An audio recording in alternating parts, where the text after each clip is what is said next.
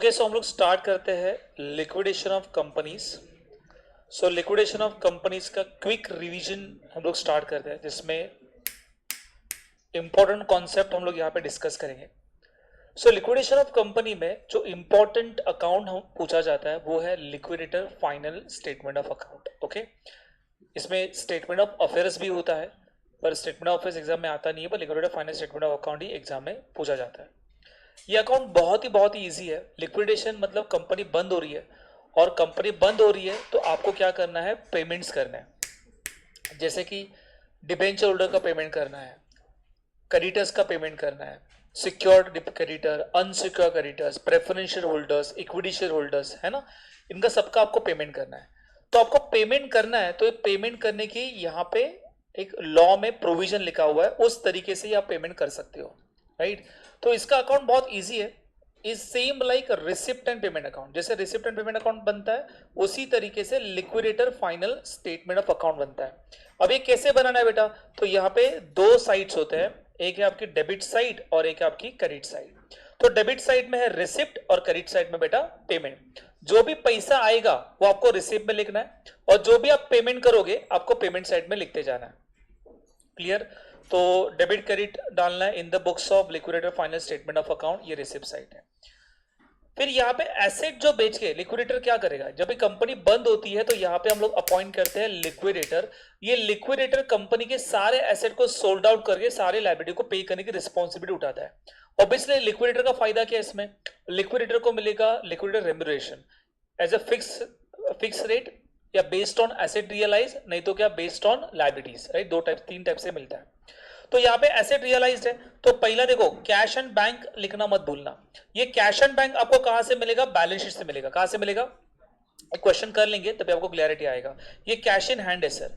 फिर ये लिक्विडेटर जो है ये एसेट सारे बेचेगा, और एसेट बेचने के बाद डेबिट साइड में रिसिप्ट साइड में लिखेगा it is from given information, bill receivable, debtor, stock, land and building and plant and machinery. तो ये आपकी क्या बेटा, रिसिप्ट है। अरे चलो मेरे साथ हो, अरे यस और नो, जाएंगे आगे। और ये सारे आपके पेमेंट्स हैं।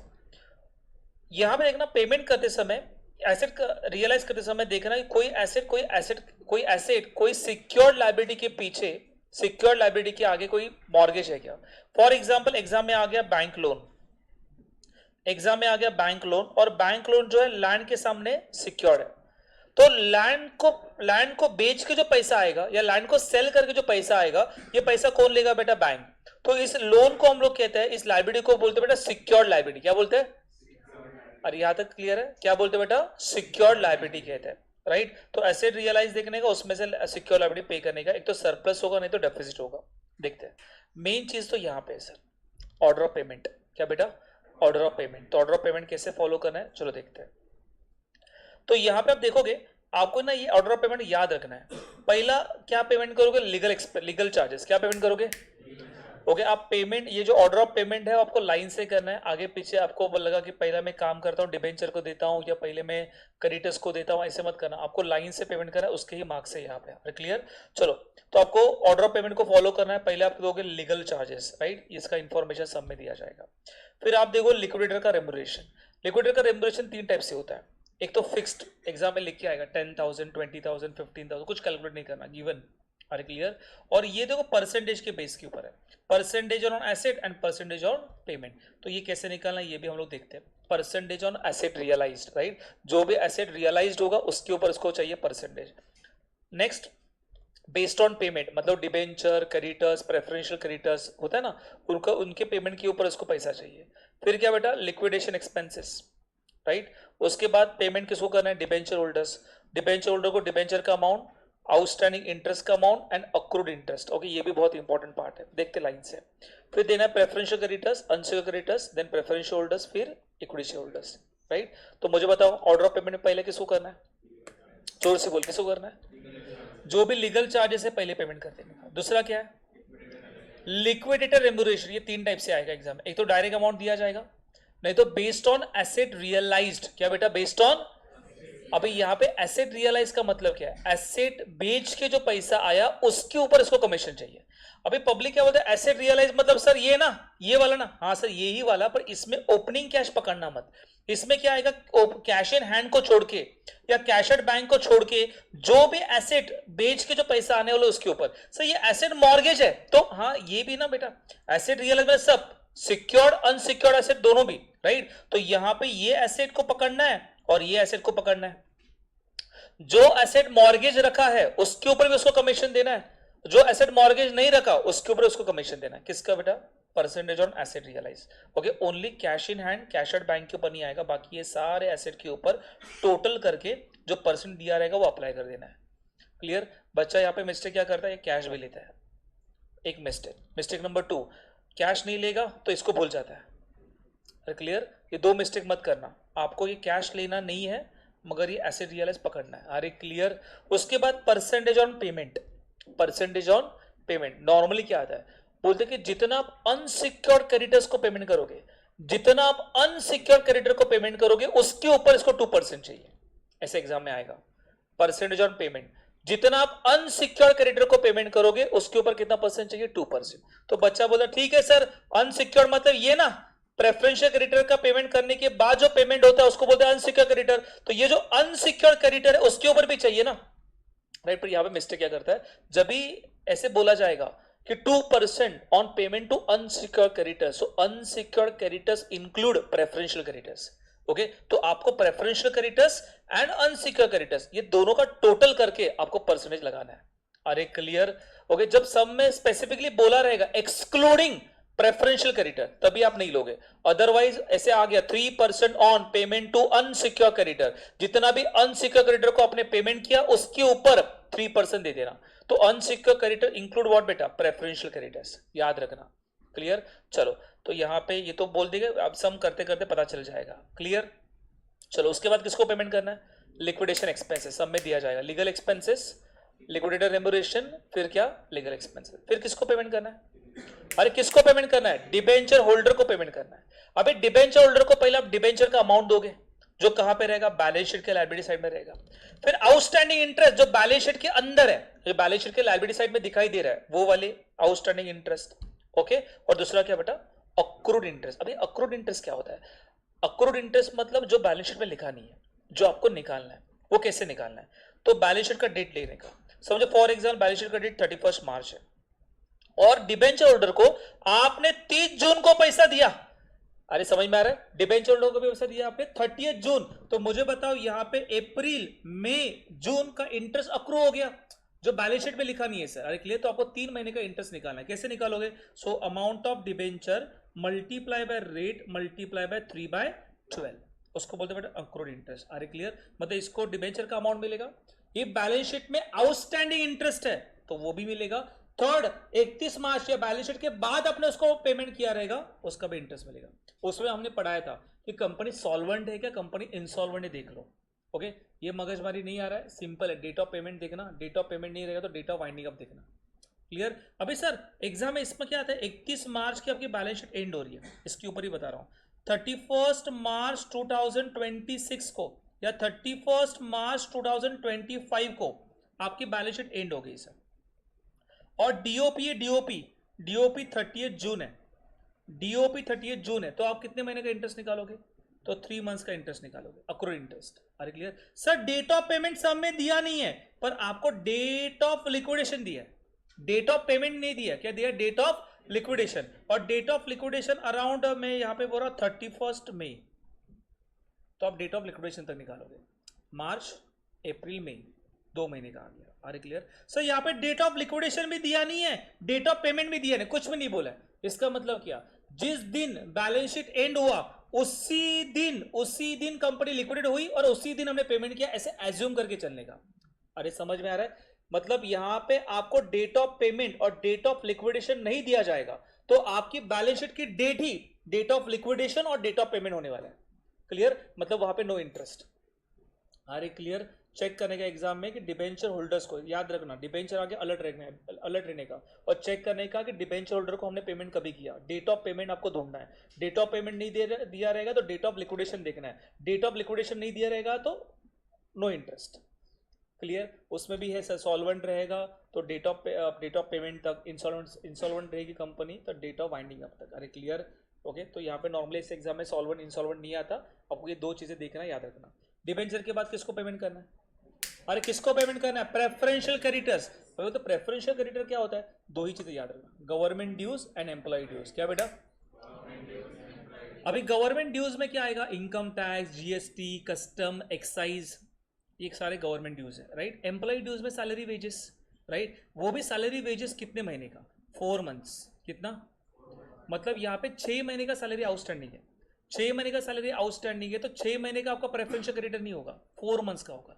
मतलब 6 महीने की सैलरी आपने दी नहीं है। समझो एक एम्प्लॉई है, उसकी 10,000 सैलरी है, राइट, एग्जाम में आ गया 10,000 सैलरी है, 10,000 मल्टीप्लाई बाय 6, 60,000 लायबिलिटी आपको देना है। बट प्रॉब्लम क्या है? कंपनी क्या है बेटा? Company 60,000 as a preferential creditor में ले लेगी। 6 मंथ में से मैक्सिमम 4 महीने की सैलरी प्रायोरिटी बेस आपको मिलने वाला है। तो 10,000 मल्टीप्लाई बाय 4 करोगे तो 40,000 ये प्रेफरेंशियल क्रेडिटर में जाएगा और 20,000 ये जाएगा unsecure creditor. Are you clear? Okay, 4 महीने की सैलरी आपको प्रायोरिटी वाइज दी जाएगी और उसके ऊपर की सैलरी अनसिक्योर में जाएगा बाद में, प्रेफरेंशियल क्रेडिटर के बाद। वापस बता रहा हूं, समझो मैंने बोला 10 मंथ सैलरी आउटस्टैंडिंग है, तो 4 मंथ्स कहां पे जाएगा? प्रेफरेंशियल, और 6 मंथ कहां पे जाएगा? अनसिक्योर्ड। समझो 10,000, 10 मंथ सैलरी 10,000 के लिए, तो ये आएगा 4 मंथ मल्टीप्लाई बाय 10, तो 40,000 जाएगा प्रेफरेंशियल में और 6 मल्टीप्लाई बाय 10, 60,000 जाएगा अनसिक्योर्ड क्रेडिटर में। सब लोग मेरे साथ हो? अरे यस और नो? पक्का? हेलो, सब लोग मेरे साथ हो? अरे जाएंगे आगे? डन? चलो, तो ये पार्ट यहाँ पे हो गया। मैं आगे बढ़ता हूँ। फिर पेमेंट किसको करना है? प्रेफरेंशियल क्रेडिटर के बाद अनसिक्योर्ड क्रेडिटर को पेमेंट करना है। कैसे करना है? As per the liability ratio. कैसे करना है बेटा? जो भी आपकी लायबिलिटी रेशियो है उस लायबिलिटी रेशियो से आपको डिस्ट्रीब्यूट कर देना है। समझ में आ रहा है? यस और नो? पक्का? चलो, उसके बाद क्या बेटा? प्रेफरेंशियल होल्डर्स, जो भी हमारे प्रेफरेंशियल होल्डर्स है उनको पेमेंट कर देना है। प्रेफरेंशियल होल्डर को कैसे पेमेंट करोगे? तो एज अ प्रायोरिटी वाइज पहले क्या देने का? प्रेफरेंशियल कैपिटल देने का। क्या देने का? Preferential capital. प्रेफरेंशियल होल्डर को प्रायोरिटी वाइज प्रेफरेंशियल कैपिटल जो बैलेंस शीट में रहेगा। उसके बाद क्या देने का? अरियर्स ऑफ प्रेफरेंशियल डिविडेंड, जो भी आपके आउटस्टैंडिंग है अरियर्स ऑफ डिविडेंड आपको दे देने का। पहले प्रेफरेंशियल कैपिटल दे दो, फिर अरियर्स ऑफ डिविडेंड कहाँ पे रहता है? नॉर्मली इन्फॉर्मेशन में लिखा रहता है कि 3 मंथ्स का, 3 ईयर्स का आउटस्टैंडिंग है, 4 ईयर्स का आउटस्टैंडिंग है। उसके बाद प्रीमियम रिडम्पशन, ऐसा अभी तक आया नहीं कि जिसमें प्रीमियम देना पड़े, पर आ गया तो आपको लिखने के लिए आना चाहिए। तो प्रेफरेंशियल होल्डर को प्रेफरेंशियल कैपिटल जो बैलेंस शीट में है, अरियर्स ऑफ डिविडेंड जो इन्फॉर्मेशन में है, और प्रीमियम ऑन रिडम्पशन, और फिर बाकी बचाओ किसको बेटा? Equity share holder. तो ऑर्डर ऑफ पेमेंट क्या बोलता है? पहला किसको? लीगल एक्सपेंसेस, उसके बाद लिक्विडेटर रेम्यूनरेशन, उसके बाद लिक्विडेशन एक्सपेंसेस, उसके बाद किसको? Debenture holders, preferential creditors, unsecured creditors, preferential holders, equity holders. Are a clear? ये ऑर्डर ऑफ पेमेंट को फॉलो करना है, सीक्वेंस को चेंज मत करना। क्लियर? ओके, यही सीक्वेंस आपको फॉलो करना है एग्जाम में भी। जाएंगे आगे? पक्का?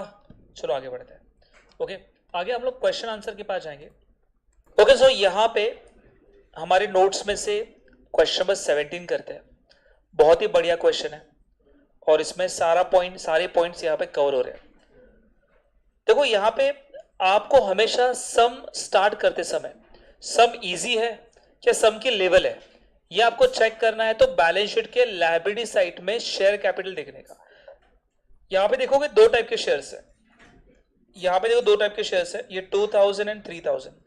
एक शेयर 100 रुपीज का है, ये भी 100 का है, पर एक शेयर फुल्ली पेड अप है और एक शेयर, तो यहाँ पे मजा आएगा। अरे क्लियर? मतलब मजा आएगा मतलब यहाँ पे क्या करना है बेटा? वर्किंग नोट करना है। अरे समझा? यहाँ पे वर्किंग नोट होगा। समझो शेयर फुल्ली पेड अप है तो समझ लेना आपका वर्किंग नोट करने की जरूरत नहीं है। Are clear? Okay, working note क्या है चलो देखते हैं। यहाँ पे देखोगे, देखो इनकम टैक्स यहाँ पे लिखा है, इनकम टैक्स लिखा हुआ है, इसका मतलब क्या है? ये प्रेफरेंशियल क्रेडिटर की कैटेगरी में आता है। और ये क्वेश्चन में सिलेक्ट क्यों कर रहा हूं? बिकॉज आप देखोगे लिक्विडेटर का रेम्यूनरेशन कैसे है। Liquidator entitle commission 2% on all asset realise and 3% on amount distributed to unsecured creditor. मतलब इसमें परसेंटेज वाला है, फिक्स वाला तो बहुत इजी है, दिया है तो वही लिखना होता है, राइट।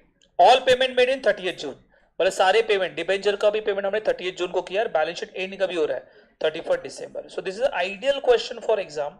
मतलब आपने एक ये क्वेश्चन कर लिया तो समझ लेना कि आपने मैक्सिमम पार्ट कवर कर लिया। अरे क्लियर, ऐसे ये क्वेश्चन है तो कर लेते हैं फटाफट से। ऑलरेडी हमने किया हुआ है, वापस एक बार कर रहे हैं प्रैक्टिस के लिए, राइट। तो सब लोग करेंगे, भले अपने बुक में है आपका आंसर तो भी आप मेरे साथ करोगे प्रैक्टिस के लिए। चलो, तो मैं यहाँ पे लेजर बना रहा हूँ।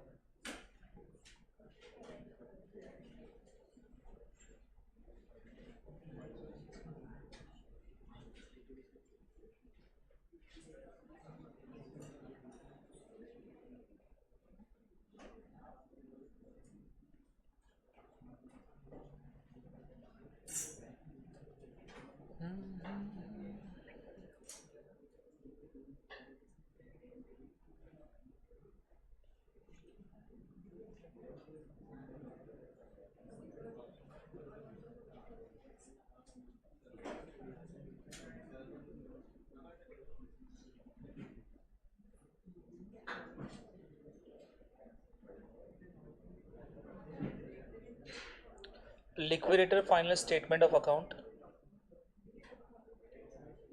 in the books of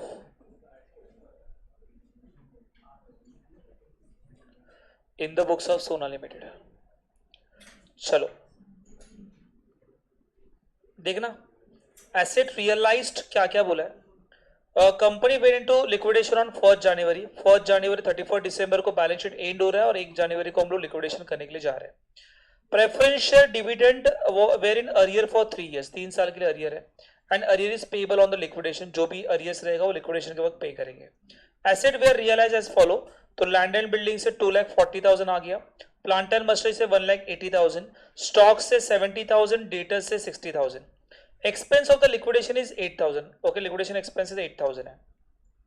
The liquidator is entitled to commission 2% on all asset realized and 3% amount distributed to unsecured creditor. All payment were made on 30th June. Prepare liquidator statement of accounts. करेंगे start. चलो, तो मुझे बताओ यहाँ पे asset realise हम लोग debit side में लिखेंगे, एसेट रियलाइज हम लोग डेबिट साइड में लिखेंगे। To assets, to asset. पहले लिखना कैश इन हैंड, पहले लिखना cash in hand. Cash at bank कितना है? 30,000 है, तो यहां आप लिखोगे cash at bank. So amount of cash at bank is how much? It is 30,000। आप डेबिट साइड में लिख देना cash at bank 30,000, cash at bank 30,000। उसके बाद क्या है? हाँ, plant and machinery, plant and machinery. So plant and machinery से अमाउंट कितना रियलाइज हो रहा है? नीचे देखने का, प्लांट एंड मशीनरी से रियलाइज हो रहा है 1,80,000, realisable value sir 1,80,000। Plant and machinery के बाद नेक्स्ट आइटम कौन सा है रे? यहाँ पे लैंड एंड, देखो यहाँ पे देखना, यहाँ पे कोई एसेट मॉर्गेज रखा है क्या? तो ये भी देखने का, लिखा है देखो mortgage of land and building, एक लोन है, यहाँ पे अदर लिखा है, अदर लोन है सर। तो ये लोन के सामने ना लैंड एंड बिल्डिंग क्या बेटा? मॉर्गेज है। इसका मतलब है लैंड एंड बिल्डिंग से जो पहला पैसा आएगा, लैंड एंड बिल्डिंग से जो पहला पैसा आएगा ये कौन लेगा? ये लोन लेगा। अरे क्लियर, इसलिए मैंने यहाँ पे लैंड एंड बिल्डिंग नहीं लिया। ये वापस बता रहा हूं, यहाँ पे लैंड एंड बिल्डिंग मैंने शुरुआत में क्यों नहीं लिया? Because this land and building is specifically mortgage against a loan. अरे यस और नो? तो ये जो लोन वाला है ना, ये लैंड एंड बिल्डिंग लेके जाएगा और खुद का पैसा रिकवर करेगा, और रिकवर करने के बाद जो भी पैसा मिलने वाला हम लोग को रिटर्न देगा। ओके, इसलिए मैंने यहाँ पे लैंड एंड बिल्डिंग पकड़ा नहीं है, because land and building secured है। चलो, प्लांट एंड मशीनरी हो गया, फिर होता है स्टॉक। स्टॉक की वैल्यू कितना बेटा? स्टॉक, स्टॉक से कितना रियलाइज हुआ? तो नीचे देखने का, स्टॉक से यहाँ पे रियलाइज हो रहा है 70,000, स्टॉक से रियलाइज हो रहा है 70,000। You can write here 70,000। Stock से रियलाइज कितना हुआ? 70,000। अच्छा, स्टॉक के बाद नेक्स्ट आइटम कौन सा है? स्टॉक के बाद नेक्स्ट आइटम कौन सा है? डेटस। डेटर से कितना रियलाइज हुआ? 60,000। तो डेटर से रियलाइज हुआ 60,000, डेटर से रियलाइज हुआ 60,000। अरे डन। ओके, बाकी सर ये profit and loss account, sir ये लॉस है, लॉस फिक्टिशियस एसेट है, तो ये पकड़ने का नहीं, इग्नोर करने का। ये कैश एट बैंक लिखा क्या हमने? हाँ सर, ओपनिंग में लिख दिया हमने कैश एट बैंक। चलो, सारे ऐसे रियलाइज हो गए। ओके सर, यहाँ पे लैंड एंड बिल्डिंग भी रियलाइज करो डेबिट साइड में। यहाँ पे लिखना to land and building, to land and building inner column में लिखना। सो लैंड एंड बिल्डिंग से रियलाइज कितना हुआ, 2,40,000 रियलाइज हुआ। लैंड एंड बिल्डिंग से 2,40,000 रियलाइज हुआ, उसमें से पेमेंट कितना किया, लेस बैंक लोन, इसमें से पेमेंट कितना किया, तो इसमें से हमने बैंक लोन का रीपेमेंट कर दिया, बैंक लोन का रीपेमेंट कर दिया 1 लाख, बैंक लोन का रीपेमेंट कर दिया 1 लाख।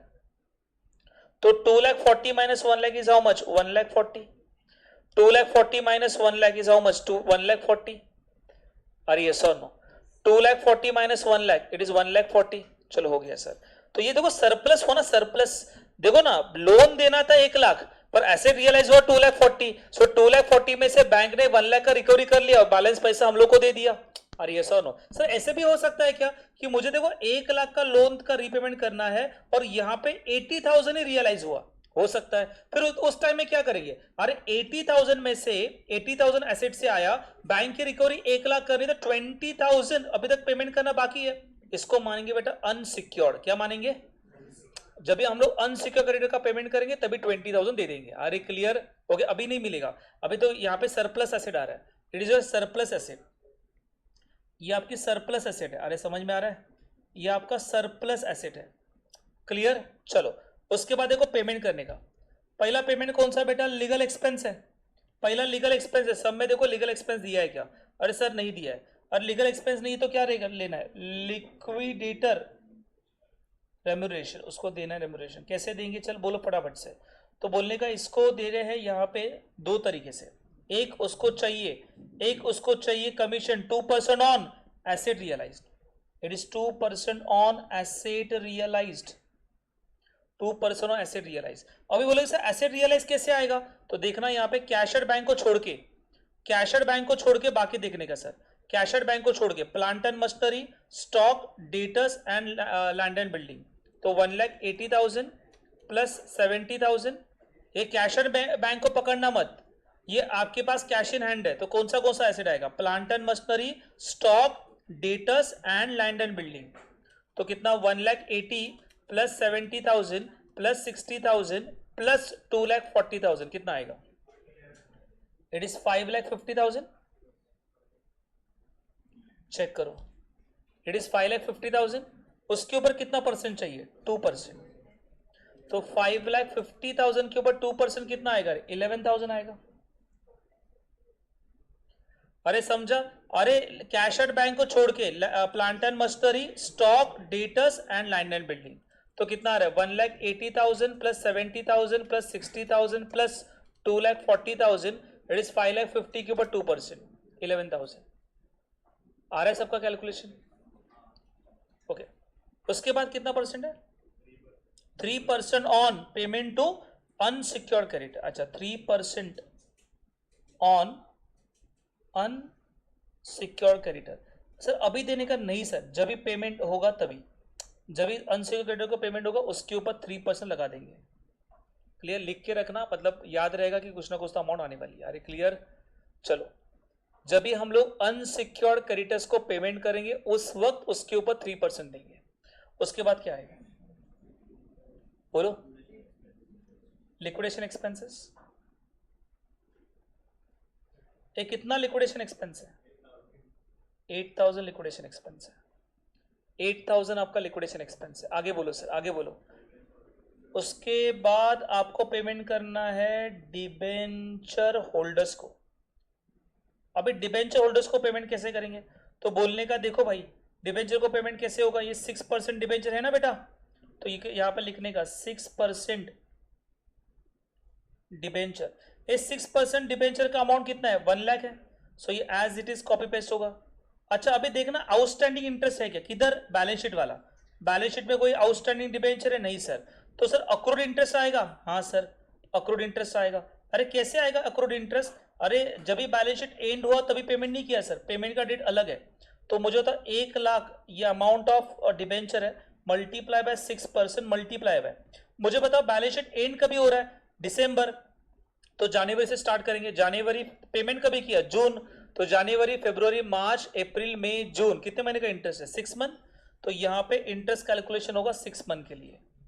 सो 1 लाख के ऊपर 6% मल्टीप्लाई बाय 6/12, तो ये 3,000 ये अक्रूड इंटरेस्ट आ रहा है। सो 1,03,000 ये आएगा, 1,03,000 डिबेंचर होल्डर को पेमेंट कर दिया। अरे क्लियर? तो एंट्री है debenture holder account debit to bank, bank को पकड़ा बाय डिबेंचर होल्डर 1,03,000। अरे क्लियर? समझ में आ रहा है? ये मुझे बताओ 31 दिसंबर बैलेंस शीट एंड हो रहा है और 31 दिसंबर को ही आप पेमेंट कर रहे हो, तो इंटरेस्ट आएगा क्या? नहीं आएगा, याद रखना ही है। ओके, डिबेंचर आ गया कि डिबेंचर लिखने के बाद आपके दिमाग में आना चाहिए कि अक्रूड इंटरेस्ट कितना है। समझ में आ रहा है? डिबेंचर लिख दिया, आपके दिमाग में क्या आना चाहिए? अक्रूड इंटरेस्ट कितना है। Are clear? अक्रूड इंटरेस्ट के लिए आपको क्या देखना है? डेट ऑफ पेमेंट देखना है, बैलेंस शीट का डेट से लेके डेट ऑफ पेमेंट तक। तो ये इंपॉर्टेंट है, यहां पे आपके मार्क्स जाने के चांसेस ज्यादा है। क्लियर? ओके, डिबेंचर आ गया, थोड़ा अलर्ट रहने का कि अभी इधर कुछ तो इंटरेस्ट का कैलकुलेशन आने वाला है। ये डिबेंचर के बाद किसको पेमेंट करना है? डिबेंचर के बाद किसको पेमेंट करना है? प्रेफरेंशियल क्रेडिटर्स को पेमेंट करना है। अरे प्रेफरेंशियल होल्डर नहीं, प्रेफरेंशियल क्रेडिटर्स। अरे ऐसा नो, अरे प्रेफरेंशियल क्रेडिटर में देखो एक आइटम है, कौन बेटा कौन?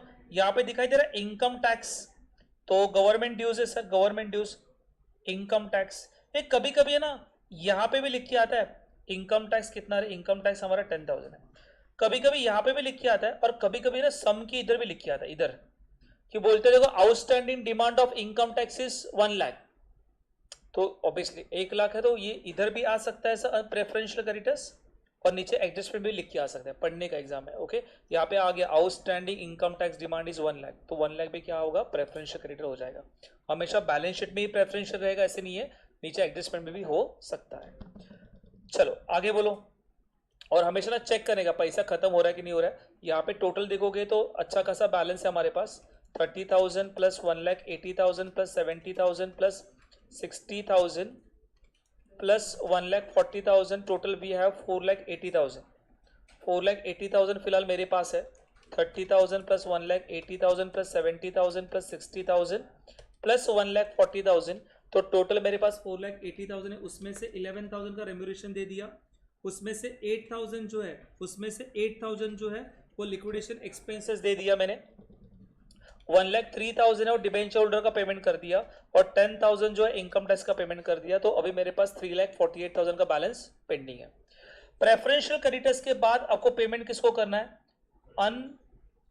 अनसिक्योर्ड क्रेडिटर्स का पेमेंट करना है, अनसिक्योर्ड क्रेडिटर्स का पेमेंट करना है। और यहाँ पे अनसिक्योर्ड क्रेडिटर में एक ही है sir, sundry creditors, sundry creditors. और देना कितना है सन्ड्री क्रेडिटर्स को? सन्ड्री क्रेडिटर्स को 90,000 देना है, कुछ बढ़ा के देना है, कुछ नहीं देना है sir, as it is amount है। तो 90,000 आपने अनसिक्योर्ड क्रेडिटर्स को दे दिया। Are a clear? उसके बाद क्या है बेटा? उसके बाद देखो, जैसे आपने अनसिक्योर्ड क्रेडिटर को पेमेंट कर दिया तो भाई ये बोलेगा ना मुझे क्या चाहिए बेटा? कमीशन चाहिए। कितना परसेंट? 3%। तो देखो पब्लिक मिस्टेक क्या करता है, पब्लिक बोले सर अनसिक्योर्ड क्रेडिटर 90,000 है ना, तो 90,000 के ऊपर 3% लगाओ, तो नहीं, 90 के ऊपर नहीं आएगा। जब भी वो बोलते हैं अनसिक्योर्ड, देखो अनसिक्योर्ड का मतलब क्या है? जिसके सामने कोई भी प्रॉपर्टी मॉर्गेज नहीं है उसको बोलते हैं अनसिक्योर्ड। तो मुझे तो यहाँ प्रेफरेंशियल क्रेडिटर के सामने भी कोई प्रॉपर्टी मॉर्गेज नहीं था ना, इसके सामने मॉर्गेज था, तो आपका अनसिक्योर्ड क्या है? 10 plus 90 preferential but and unsecured creditor, तो कितना आएगा? 90 प्लस 10 इज 1 लाख ना, तो 1 लाख के ऊपर आपको 3% लगाना है। तो 1 लाख के ऊपर 3% कितना आएगा? 3,000 आएगा। सो 11,000 प्लस 3,000 इज हाउ मच? 14,000। ये समझ में आ रहा है? ये 1 लाख कहां से आया, समझा कि नहीं समझा? अरे 90,000 ये unsecured creditors and 10,000 is a preferential creditors. So 90 plus 10, 90 plus 10 it is 1 lakh. अरे सब लोग मेरे साथ हो, जाएंगे आगे? यस और नो? चलो आगे बढ़ते हैं। सो अनसिक्योर्ड क्रेडिटर्स के बाद नेक्स्ट पेमेंट किसको करना है? Preferential holders, preference share holders को पेमेंट करना है। सो प्रेफरेंशियल होल्डर्स को क्या क्या पेमेंट करोगे? सो प्रेफरेंशियल होल्डर्स को आप दोगे प्रेफरेंशियल कैपिटल, प्रेफरेंशियल होल्डर को दोगे प्रेफरेंस शेयर कैपिटल। ये कितना प्रेफरेंशियल कैपिटल दोगे बताओ फटाफट से? तो ये 1 लाख का प्रेफरेंशियल कैपिटल है, तो आप 1 लाख का प्रेफरेंशियल कैपिटल यहाँ पे दे दोगे। उसके बाद उसका अरियर्स ऑफ डिविडेंड भी है। अरे अरियर्स ऑफ डिविडेंड कितना आएगा? अरियर्स ऑफ डिविडेंड कितना आएगा? तो मुझे बताओ, यहाँ पे लिखा है preferential dividend arrear for 3 years, तो 3 इयर्स का कितना आने वाला है? तो 1 लाख अमाउंट है सर, 1 लाख अमाउंट है। 1 लाख के ऊपर कितना परसेंट? 6%। ये 1 लाख के ऊपर 6% कितना आएगा? 6,000 आएगा। अभी 6,000 एक साल के लिए, कितने साल के लिए अरियर है बेटा? 3 इयर्स, तो मल्टीप्लाई बाय 3 इयर्स कर देना। 6,000 मल्टीप्लाई बाय 3 कितना आएगा? 18,000। तो प्रेफरेंस होल्डर्स को आप कितना पेमेंट करोगे? 1 लाख प्लस 18, 1,18,000। आप पहले देखो क्या प्रेफरेंस को 1,18,000 दे सकते हो क्या? दे सकते हैं ना, है ना सफिशिएंट कैश? ओके चलो, यहां तक क्लियर है? ओके तो मुझे बताओ अभी तक कैश कितना बाकी है? 30 प्लस 1,80,000 प्लस 70,000 प्लस 60,000 प्लस 1,40,000, तो टोटल रिसिप्ट साइड में 4,80,000 है। और पेमेंट साइड में देखा जाए तो ये 14,000 plus 8,000 plus 1,03,000 plus 10,000 plus 90,000 plus 1,18,000, तो यहां पे हमने अभी तक 3,43,000 का पेमेंट किया है। और ये माइनस कर देंगे तो आपके पास बैलेंस कितना बच रहा है? 1,37,000 बैलेंस बच रहा है। अरे बैलेंस कितना बच रहा है? 1,37,000, वही बच रहा है क्या? अरे वही बच रहा है क्या? ओके यहां देखना, बराबर सुनना। ओके लिक्विडेशन एक्सपेंस 8,000 दे दिया ना हमने? हाँ चल 8,000 दे दिया, इसको भी येलो कलर कर देता हूँ, मतलब ये हो गया, ये भी हो गया, ये भी हो गया, ये भी हो गया। ओके अभी आप देखना, अबे जिनको लग रहा है कि सर वो वर्किंग नोट होता है ना, वो हम लोग को नहीं करना है, तो क्या करने का? सिंपली बोलने का balancing figure goes to equity share, तो आप लिखोगे बाय इक्विटी शेयर का कैपिटल 1,37,000, सबको इन कर दोगे। 10 मार्क का क्वेश्चन है, 10 आउट ऑफ 10 नहीं मिलेगा अब, इसलिए ना वर्किंग नोट है तो उसको मार्क्स रहेंगे। तो यहाँ पे मिनिमम आपको 7 तो मिल जाएंगे। कितना मिलेंगे? आप बोलोगे सर 7 मेरे लिए बहुत काफ़ी है, तो हो गया सोल्यूशन यहाँ पे खत्म। ओके जो भी बैलेंस पैसा है वो आप किसको दोगे बेटा? इक्विटी शेयर होल्डर्स को दोगे। 1,37,000 ये एंड हो गया।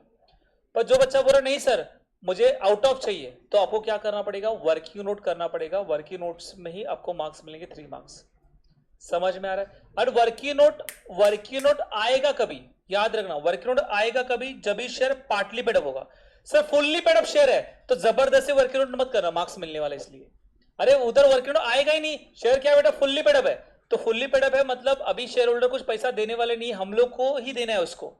ओके तो यहाँ पे जो पैसा है वो डायरेक्टली इक्विटी को दे देने का। जब कभी sir with share is fully paid up तो वर्किंग नोट करने की जरूरत नहीं है, आप डायरेक्टली कर सकते हो। When share is partly paid up तभी आपको क्या करना चाहिए? वर्किंग नोट प्रिपेयर करना जरूरी है। ओके चलो वर्किंग नोट मेरे साथ ही करना। देखो तो यहाँ पे पहले क्या करना है, मैं लिख रहा हूँ रिसिप्ट और लिख रहा हूँ पेमेंट, रिसिप्ट एंड पेमेंट। देखो रिसिप्ट का टोटल मैंने करके रखा था, रिसिप्ट का टोटल 4,80,000 है। अरे सही है क्या? और पेमेंट का टोटल मेरा आ रहा है 3,43,000, 3,43,000 up to preference, up to preference मतलब प्रेफरेंस तक का पेमेंट हमने कर दिया। 3,43,000 वही आ रहा है ना? क्रॉस चेक किया ना आपने? अच्छा तो माइनस करके बोलना, मेरे पास कैश अभी फिलहाल कितना अवेलेबल है? 1,37,000 कैश अवेलेबल है, राइट। और यहाँ पे ना दो टाइप के शेयर होल्डर है बेटा, दो टाइप के शेयर है। एक है 2,000 इक्विटी शेयर 100 इच और फुल्ली पेड अप, और 3,000 equity share 100 etch 50 paid up. मतलब एक शेयर फुल्ली पेड अप है और एक शेयर पार्टली पेड अप है। और क्लियर? तो ऐसे आएगा तो ही वर्किंग नोट करना है, पार्टली पेड अप रहेगा तो। अभी मैं इमेजिन कर रहा हूं, मैं ऐसे नोशनल कॉल कर रहा हूं, इमेजिनरी कॉल, कि समझो इसके ऊपर मैंने 50 रुपए का कॉल कर दिया तो 50 रुपए मुझे मिल जाएगा। तो मैं यहाँ पे क्या करूंगा? ऐड क्या करूंगा? यहाँ पे ऐड कर दूंगा नोशनल कॉल। क्या ऐड कर दूंगा? नोशनल मतलब क्या बेटा? इमेजिनरी। ऐसे इमेजिन करो कि उन्होंने पैसा दिया तो ये भी पैसा आपके पास आ सकता है ना। तो मुझे बता कितने से पार्टली पेड अप शेयर है, तो वी हैव 3,000 शेयर्स। तो क्या ना से 3,000 share multiply by 50। So 3,000 share multiply 50 कितना आएगा? 1,50,000। So 1,37,000 plus 1,50,000 is how much? 2,87,000. ये सब लोग मेरे साथ हो? अरे यस और नो? सब लोग मेरे साथ हो? तो ये 2,87,000 ये क्या होगा? ये मेरे पास कैश अवेलेबल है। Are clear? आपने शेयर क्या कर दिए? फुल्ली पेड अप कर दिए, सबका पैसा आ गया। अभी समझो सब इक्विटी का पैसा देना है, सारे इक्विटी का पैसा देना है। तो यहाँ पे मैं लिखूंगा equity share capital. Sir payment करना है, सर इक्विटी को पेमेंट कर तो कितना पैसा लगने वाला है? देखो ना, 2,000 प्लस 3,000 ये कितना शेयर आ रहा है? 5,000 आ रहा है। ये 5,000 शेयर मल्टीप्लाई बाय एक शेयर कितने का है, 100 रुपीज का है, तो ये कितना हुआ, 5 लाख हुआ।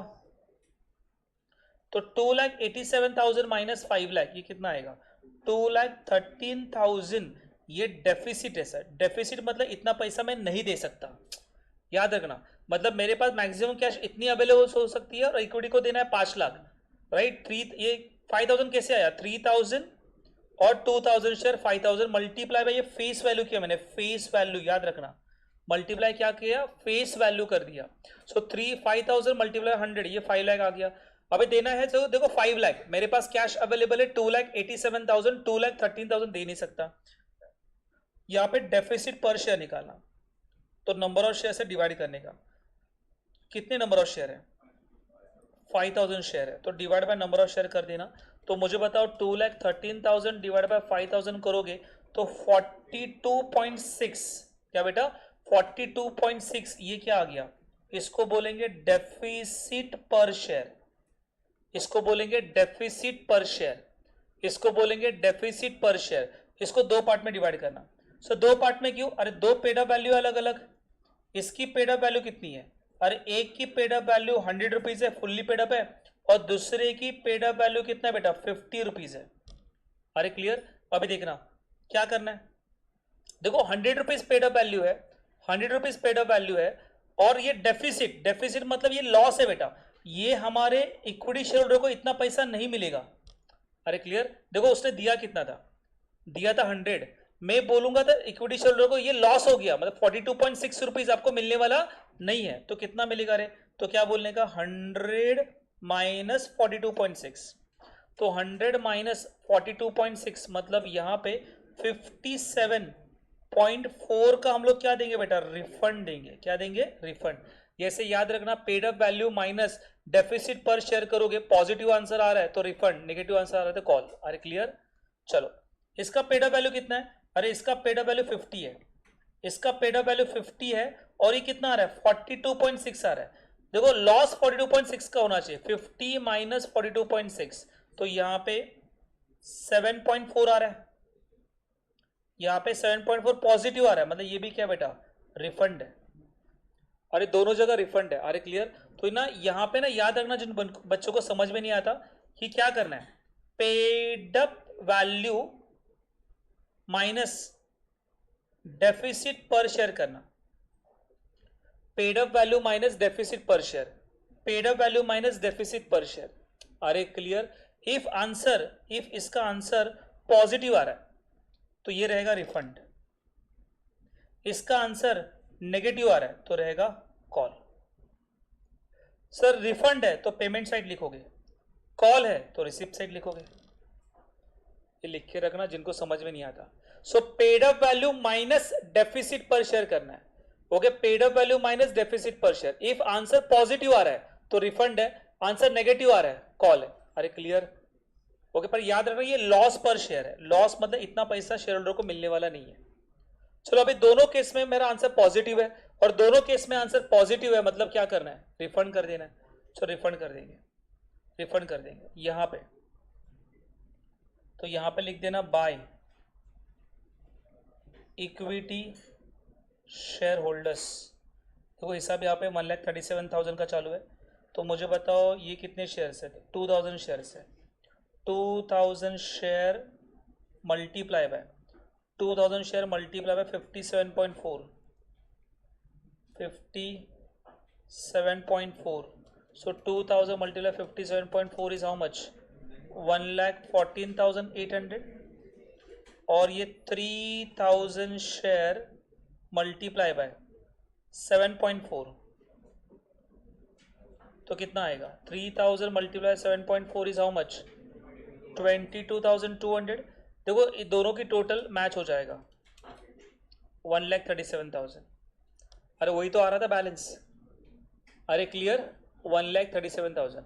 समझो एग्जाम में आपने वर्किंग रोड ट्राई करने की कोशिश कर दी और यहाँ पे आंसर मैच नहीं हुआ, तो क्या करने का, फिर एज इज कॉपी करके लिख देने का, और क्या करेंगे। अरे क्लियर, एक तो रीचेक करो, रीचेक करके आपको समझ में आ रहा है तो ठीक है, नहीं है तो वही लिख देना। क्लियर, ओके, पर अकाउंट क्लोज कर देना। अकाउंट टैली कितने हो रहा है बोलो, 4,80,000 डेबिट एंड 4,80,000 समझ में आ रहा है? तो this is ideal question because इसमें दोनों भी कवर है, एसेट के ऊपर भी परसेंटेज कमीशन का और पेमेंट के ऊपर भी। ओके, तो यहाँ पे याद रखना एग्जाम में आ गया 3% on payment to unsecure creditor, तो unsecured creditor include preferential creditor.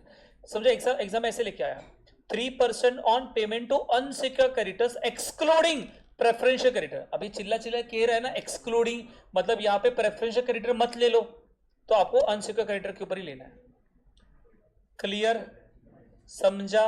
Okay, चलो अभी क्या करते हैं सर, अभी एक क्वेश्चन मैंने सॉल्व कर लिया, अभी बाकी जितने भी क्वेश्चन हमने यहाँ पे सॉल्व किए थे वो गो थ्रू करते हैं, जो भी डिफिकल्ट है इजी है सारे क्वेश्चंस। ओके चलो, तो ये यहाँ पे आ जाना,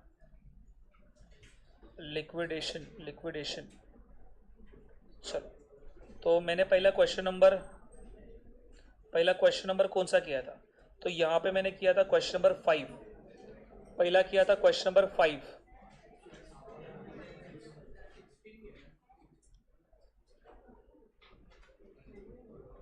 अच्छा, 16 किया था क्या? 16 कैसे किया था पहले?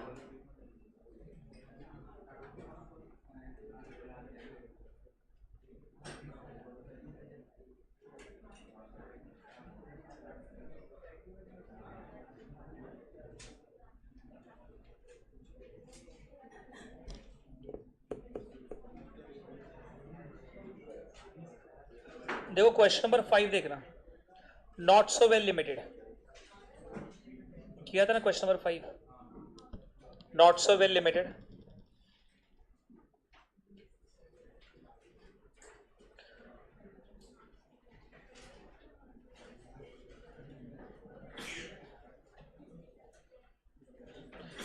देखना क्वेश्चन नंबर 5 देखना,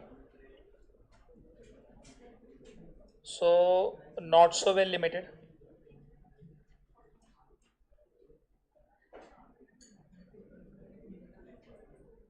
नॉट सो वेल लिमिटेड। चलो, तो पहले आपको क्या करना है, पहले सम रीड करो, balance sheet of not so limited, land, fix asset, stock, debtor, PNL कुछ करना नहीं है, फिक्टिशियस है।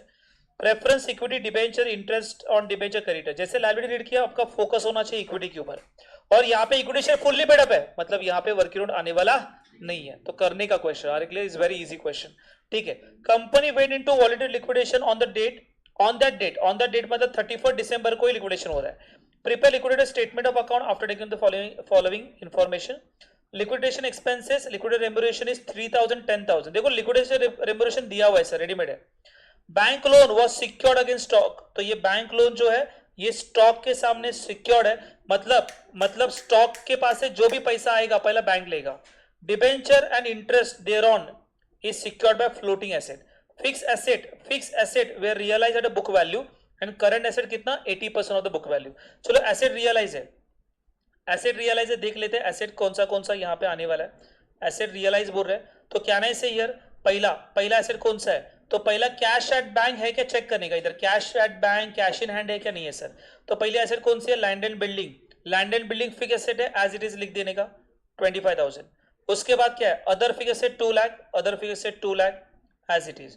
उसके बाद क्या, stock is a current asset, पर स्टॉक जो है ये किसके सामने मॉर्गेज है, अरे किसके सामने मॉर्गेज है, बैंक लोन के सामने, और स्टॉक 5,20,000 25,000 है, उसका 80% निकाल देना, कितना आएगा 4,20,000 आएगा।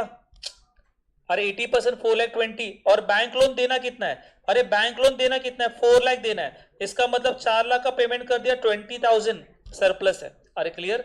उसके बाद क्या है सर, डेटर्स 1 लाख है, 1 लाख का 80% कितना आएगा 80,000, आउटर कॉलम आ गया 3,05,000, asset side receipt side is over. उसके बाद लिक्विडेशन एक्सपेंसेस आपका 3,000 है, लिक्विडेशन रेम्बुरेशन आपका 10,000 है, पहला लिक्विडेशन रेम्बुरेशन लिख देने का 10,000, फिर लिक्विडेशन एक्सपेंसेस 3,000। लिक्विडेशन एक्सपेंस के बाद डिबेंचर होल्डर को पेमेंट करना है, तो डिबेंचर होल्डर का पेमेंट देखोगे तो 8% डिबेंचर का अमाउंट 1 लाख है, तो 8% डिबेंचर का 1 लाख रुपए लिख दिया। उसके बाद क्या है सर, इंटरेस्ट आउटस्टैंडिंग 8,000, तो इंटरेस्ट आउटस्टैंडिंग जो बैलेंस शीट में लिखा था वो लिख दिया। सर अभी चेक करने का, ये लिखने के बाद अक्रूड इंटरेस्ट है क्या, देखो पब्लिक को लगता है हाँ इंटरेस्ट लिख दिया ना सर, खत्म हमेशा चेक करने का अक्रूड इंटरेस्ट है क्या, तो आपको चेक करना है डेट ऑफ पेमेंट दिया है क्या, तो यहाँ पे डेट ऑफ पेमेंट दिया नहीं है। अच्छा डेट ऑफ पेमेंट नहीं दिया, डेट ऑफ लिक्विडेशन दिया है क्या, यहाँ पे बोलते हैं कंपनी उसी दिन जहां पे बैलेंस शीट एंड हो रहा है उसी दिन कंपनी क्या हो रही है, लिक्विडेटेड हो रही है। मतलब 31 दिसंबर ही आपका क्या है, डेट ऑफ लिक्विडेशन है। और 31 दिसंबर को बैलेंस शीट एंड भी हो रहा है और 31 दिसंबर को हम लोग पेमेंट भी कर रहे हैं, इसका मतलब यहाँ पे अक्रूड इंटरेस्ट नहीं आएगा। समझो एग्जाम है, अक्रूड इंटरेस्ट दिया गया कि देखो भाई हम लोग ना इसका पेमेंट कर रहे हैं 31 मार्च को, देखो एंडेड क्या है, दिसंबर है, तो जनवरी फरवरी मार्च 3 महीने का आपको अक्रूड इंटरेस्ट निकालना जरूरी है। अरे क्लियर, समझा, यहाँ पे मिस्टेक होने के चांसेस ज्यादा, इसलिए बार बार बता रहा हूं। उसके बाद क्या करना है, अनसिक्योर क्रेडिटर्स, ओके प्रेफरेंस हो गया, फिर प्रेफरेंशियल क्रेडिटर कुछ भी नहीं है, तो अनसिक्योर क्रेडिटर कितना है 2 लाख, तो 2 लाख का पेमेंट कर दिया। फिर देखना यहाँ पे, अभी फिर ना हमेशा देखने का भाई जोश में पब्लिक क्या करता है, जोश में बोलता है भाई सर प्रेफरेंस शेयर है ना, प्रेफरेंस को 80,000 दे दो। अरे ऐसे मत करना, पहले चेक करने का, हमेशा चेक करने का पैसा आपके पास अवेलेबल है क्या नहीं। अब येलो कलर देखोगे ये हो गया है सर, राइट, तो अब देखो डेबिट साइड 3,05,000 प्लस 20,000 टोटल आ रहा है 3,25,000, 3,25,000। यहाँ पे टोटल करोगे, यहाँ पे टोटल करोगे तो टोटल कितना आ रहा है sir, 10,000 plus 3,000 plus 1,08,000 plus 2 lakh, तो यहाँ पे टोटल आ रहा है अराउंड 3,21,000। सर आपके पास 3,25,000 है और 3,21,000 का आपने पेमेंट कर दिया, तो आपके पास बचा कितना पैसा सर, आपके पास 4,000 बचा है, कितना।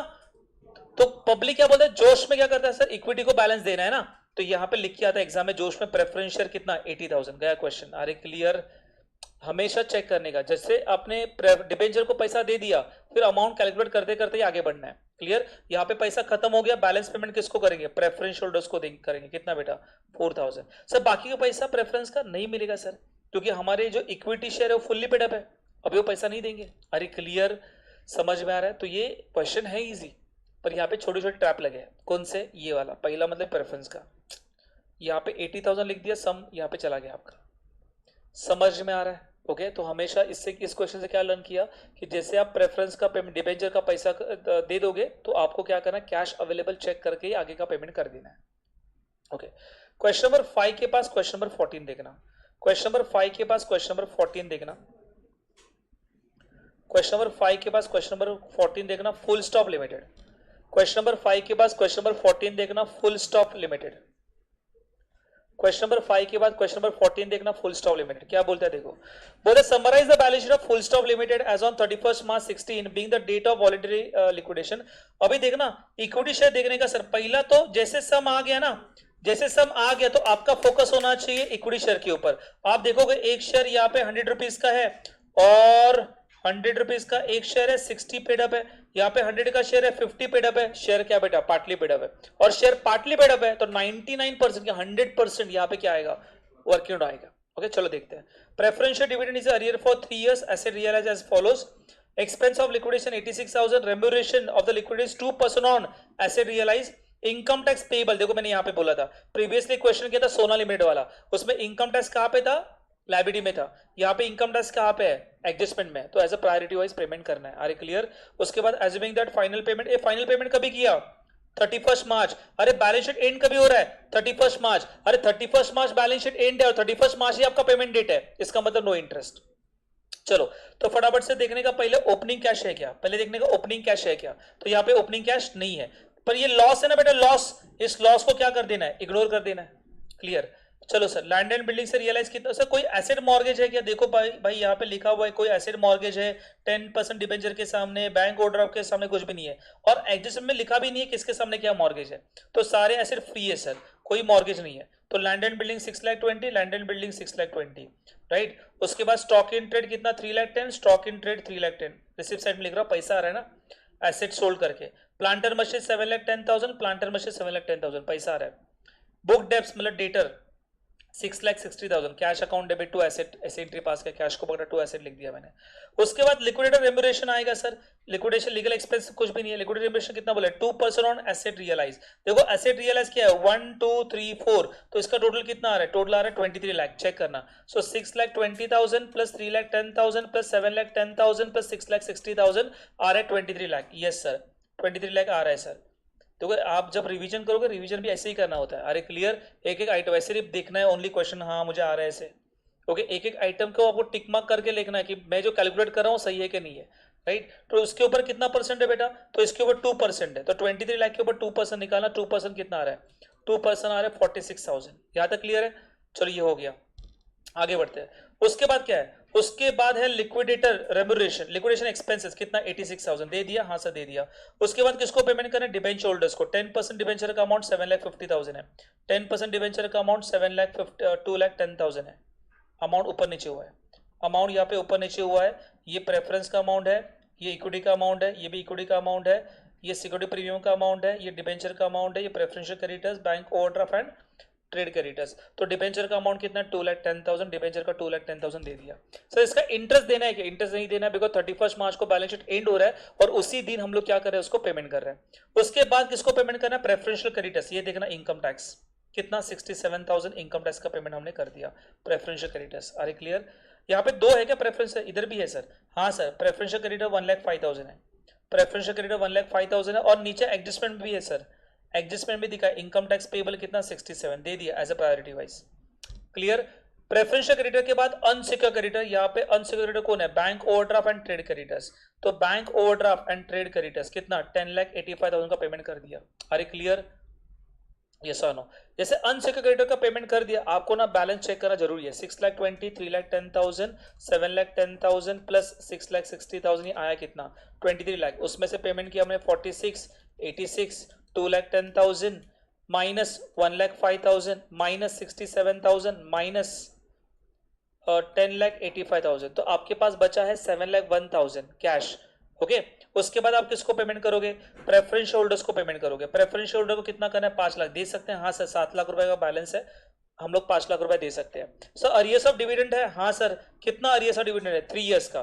तो मुझे बताओ अरियर्स ऑफ डिविडेंड कैसे आएगा, 5 लाख के ऊपर 10%, 50,000, 50,000 मल्टीप्लाई बाय 50,000 मल्टीप्लाई बाय कितना 3, कितना आएगा 1,50,000, तो आपको 6,50,000 देना, दे सकते हैं हाँ सर, तो आप 6,50,000 दे दो। तो बैलेंस कितना बचा 51। अगेन जिनको वर्किंग नहीं करनी वो बोलेंगे बाय इक्विटी शेयर होल्डर 51,000, खत्म सम। Are clear, okay. पर जिनको वर्किंग करनी है तो आपको आगे बढ़ना पड़ेगा। तो यहाँ पे मेरे पास कैश बैलेंस कितना बचा है 51,000, कैश बैलेंस कितना बचा है 51,000, receive minus payment. Okay, payment till, payment कौन सा ये सब मैंने यहाँ पे लिख के दिया हुआ है, राइट।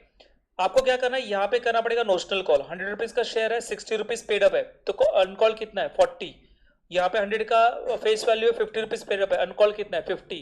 तो क्या करोगे 5,000 मल्टीप्लाई बाय 40, 5,000 मल्टीप्लाई 50, तो आपने इमेजिनरी कॉल किया, नोशनल कॉल कर दिया, आ गया 2 लाख, ये आ गया 2,50,000, आ गया 4,50,000। तो टोटल कैश कितना अवेलेबल अभी 5,01,000। अभी इतनी कैश आपके पास जमा हो सकती है।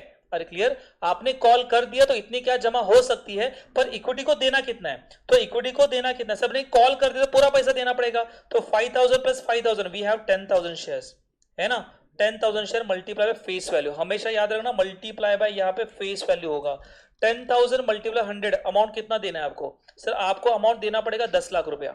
ओके, आपके पास कैश कितनी मैक्सिमम अवेलेबल हो सकती है 5,01,000। अरे 10 लाख में से 5,01,000 ही हम लोग दे सकते हैं, तो इतना पैसा हम लोग दे नहीं सकते। सो पैसा दे नहीं सकते, उसको ही बोलते हैं डेफिसिट, उसको ही बोलते हैं लॉस। किसका हो गया, इक्विटी का लॉस हो सकता है। हम लोग पैसा नहीं दे सकते तो लॉस किसका होगा, इक्विटी का होगा। क्लियर। फिर उसके बाद आपको नंबर ऑफ शेयर डिवाइड करके डेफिसिट पर शेयर निकालना है। सो 4,99,000 डिवाइड बाय 10 करोगे तो 49.90 आ रहा है। अरे क्लियर, ये क्या आपका डेफिसिट पर शेयर क्या आ रहा है बेटा, डेफिसिट पर शेयर। फिर उसके बाद आपको देखना है रिफंड कितना आएगा, कॉल कितना आएगा। मैंने फॉर्मूला क्या बोला, मैंने फॉर्मूला बोला पेड अप वैल्यू मल्टीप्लाई क्या कर देना, डेफिसिट माइनस डेफिसिट कर देना। Paid up value minus deficit कर दिया, आंसर पॉजिटिव आ रहा है तो रिफंड है। Paid up value minus deficit करके आंसर नेगेटिव आ रहा है तो कॉल है, राइट। चलो पेड अप वैल्यू कितना है 60, 60 माइनस 49.90 कितना आ रहा है 10.1, तो ये रिफंड, ये क्या बेटा रिफंड है, ये क्या बेटा रिफंड है। अरे यस और नो।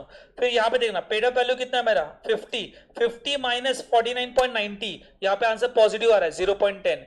ओके, तो ये 500 क्या है बेटा पॉजिटिव है, पॉजिटिव मतलब ये क्या बेटा रिफंड है।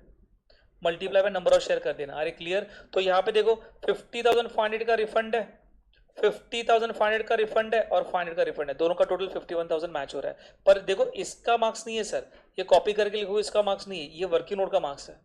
ये वर्किंग नोट आप बनाओगे तो 3 मार्क्स यहाँ पे आपको वर्किंग नोट को मिलेंगे। और ये क्लियर, समझा। उसके बाद क्वेश्चन किया था क्वेश्चन नंबर 8, फटाफट से देख लेना बेटा। ओके, मतलब पूरा रिवीजन हो जाएगा। क्वेश्चन नंबर 8, क्वेश्चन नंबर 8 यही है क्या, पहले चेक कर लेता हूँ। क्वेश्चन नंबर 8 यही है sir.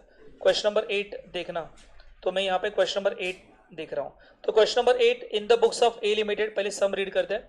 Company went to liquidation. Sum read करने से पहले मेरा पहला ध्यान होगा इक्विटी के ऊपर। आप इक्विटी देखोगे, इक्विटी देखोगे, ये देखो ये ऑथोराइज कैपिटल है, तो पागल जैसा इसका पेमेंट मत करना। ओके, ये आपकी टोटल है, पब्लिक इसको भी लेता है कैलकुलेशन में। ये ऑथोराइज कैपिटल कभी भी कैलकुलेशन में नहीं आएगा, right, is a part of presentation. आपको यहां से देखना है। Are clear? तो मुझे बताओ सर, यहाँ पे शेयर फुल्ली पेड अप है सर, फुल्ली पेड अप है मतलब वर्किंग नोट नहीं आने वाला है। Are clear? उसके बाद होता है liquidator realise as asset as under freehold property was sold to pay the partly secured creditors and it fetch 15,000। तो फ्री होल्ड प्रॉपर्टी जो है ये हमने सिक्योर्ड क्रेडिटर के लिए बेच दिया और उसके इससे कितना आया 15,000। ये दिखाई दे रहा है पार्टली सिक्योर्ड क्रेडिटर्स। इस पार्टली सिक्योर्ड क्रेडिटर्स को 1,20,000 देना है और उसके सामने फ्री होल्ड प्रॉपर्टी क्या है, मॉर्गेज है, और फ्री होल्ड प्रॉपर्टी से 15,000 ही रिकवर हो चुका है। उसका other asset realise machinery 50, stock 20, debtor 25,000। Expense of the liquidation is 1,000 and liquidator remuneration कितना है बेटा 2.5% on asset realise and 2% amount paid to unsecured creditor. सब में देखना प्रेफरेंशियल क्रेडिटर भी है और बैंक ओवरड्राफ्ट भी है, इसलिए यहाँ पे लिखा है 2% asset payment to unsecured creditors. Okay, prepare liquidator final statement of account. चलो फटाफट से देख लेते हैं। सर एसेट रियलाइज कौन सा आएगा? पहले ये कैश लिखना मत भूलना, ये कैश लिखना मत भूलना, ये कैश इन हैंड है, तो कैश इन हैंड मैंने यहाँ पे फाइंड लिख दिया। फिर एसेट रियलाइज कौन सा है बेटा, देख फटाफट से। Okay, machinery 50। आप क्वेश्चन में देखो, ऐसे ही मत देखना, क्वेश्चन में देखो, सामने सोल्यूशन देखना, राइट, सोल्यूशन सामने चाहिए तो ही प्रैक्टिस होगा, नहीं तो मूवी जैसा हो जाए, देख रहे हो। ओके, समझा तो समझा, नहीं समझा नहीं समझा, क्लियर ऐसे हो जाएगा। अरे समझ में आ रहा है? सामने क्वेश्चन रखना, सोल्यूशन रखना और उससे चेक करना, राइट। तो आप प्रैक्टिस ऑलरेडी आपने रिवीजन किया रहेगा, अभी आप देखोगे सेकंड रिवीजन हो जाएगा, एग्जाम से पहले देखो थर्ड रिवीजन हो जाएगा। अरे समझ में आ रहा है? सामने से पेंसिल, हाथ में पेंसिल लेके आप वो देखना है कैसे कर रहे हो, राइट। मतलब आपने स्क्रीन के ऊपर, आपके पास बुक है, स्क्रीन के ऊपर नहीं देखा तो भी चलेगा, आवाज सुनो और फटाफट से खुद से पोस्टिंग करना शुरुआत करना। चलो, तो बाकी पब्लिक ऐसे ही देख रहा है, बाजू वाले के साथ डिस्कस कर रहा है, टाइम पास कर रहा है, तो इससे अच्छा घर पे जाके आराम करना, उससे वो बढ़िया है। क्लियर? चलो, क्योंकि बात जो करोगे वो सेंसिबल बात तो नहीं रहेगी।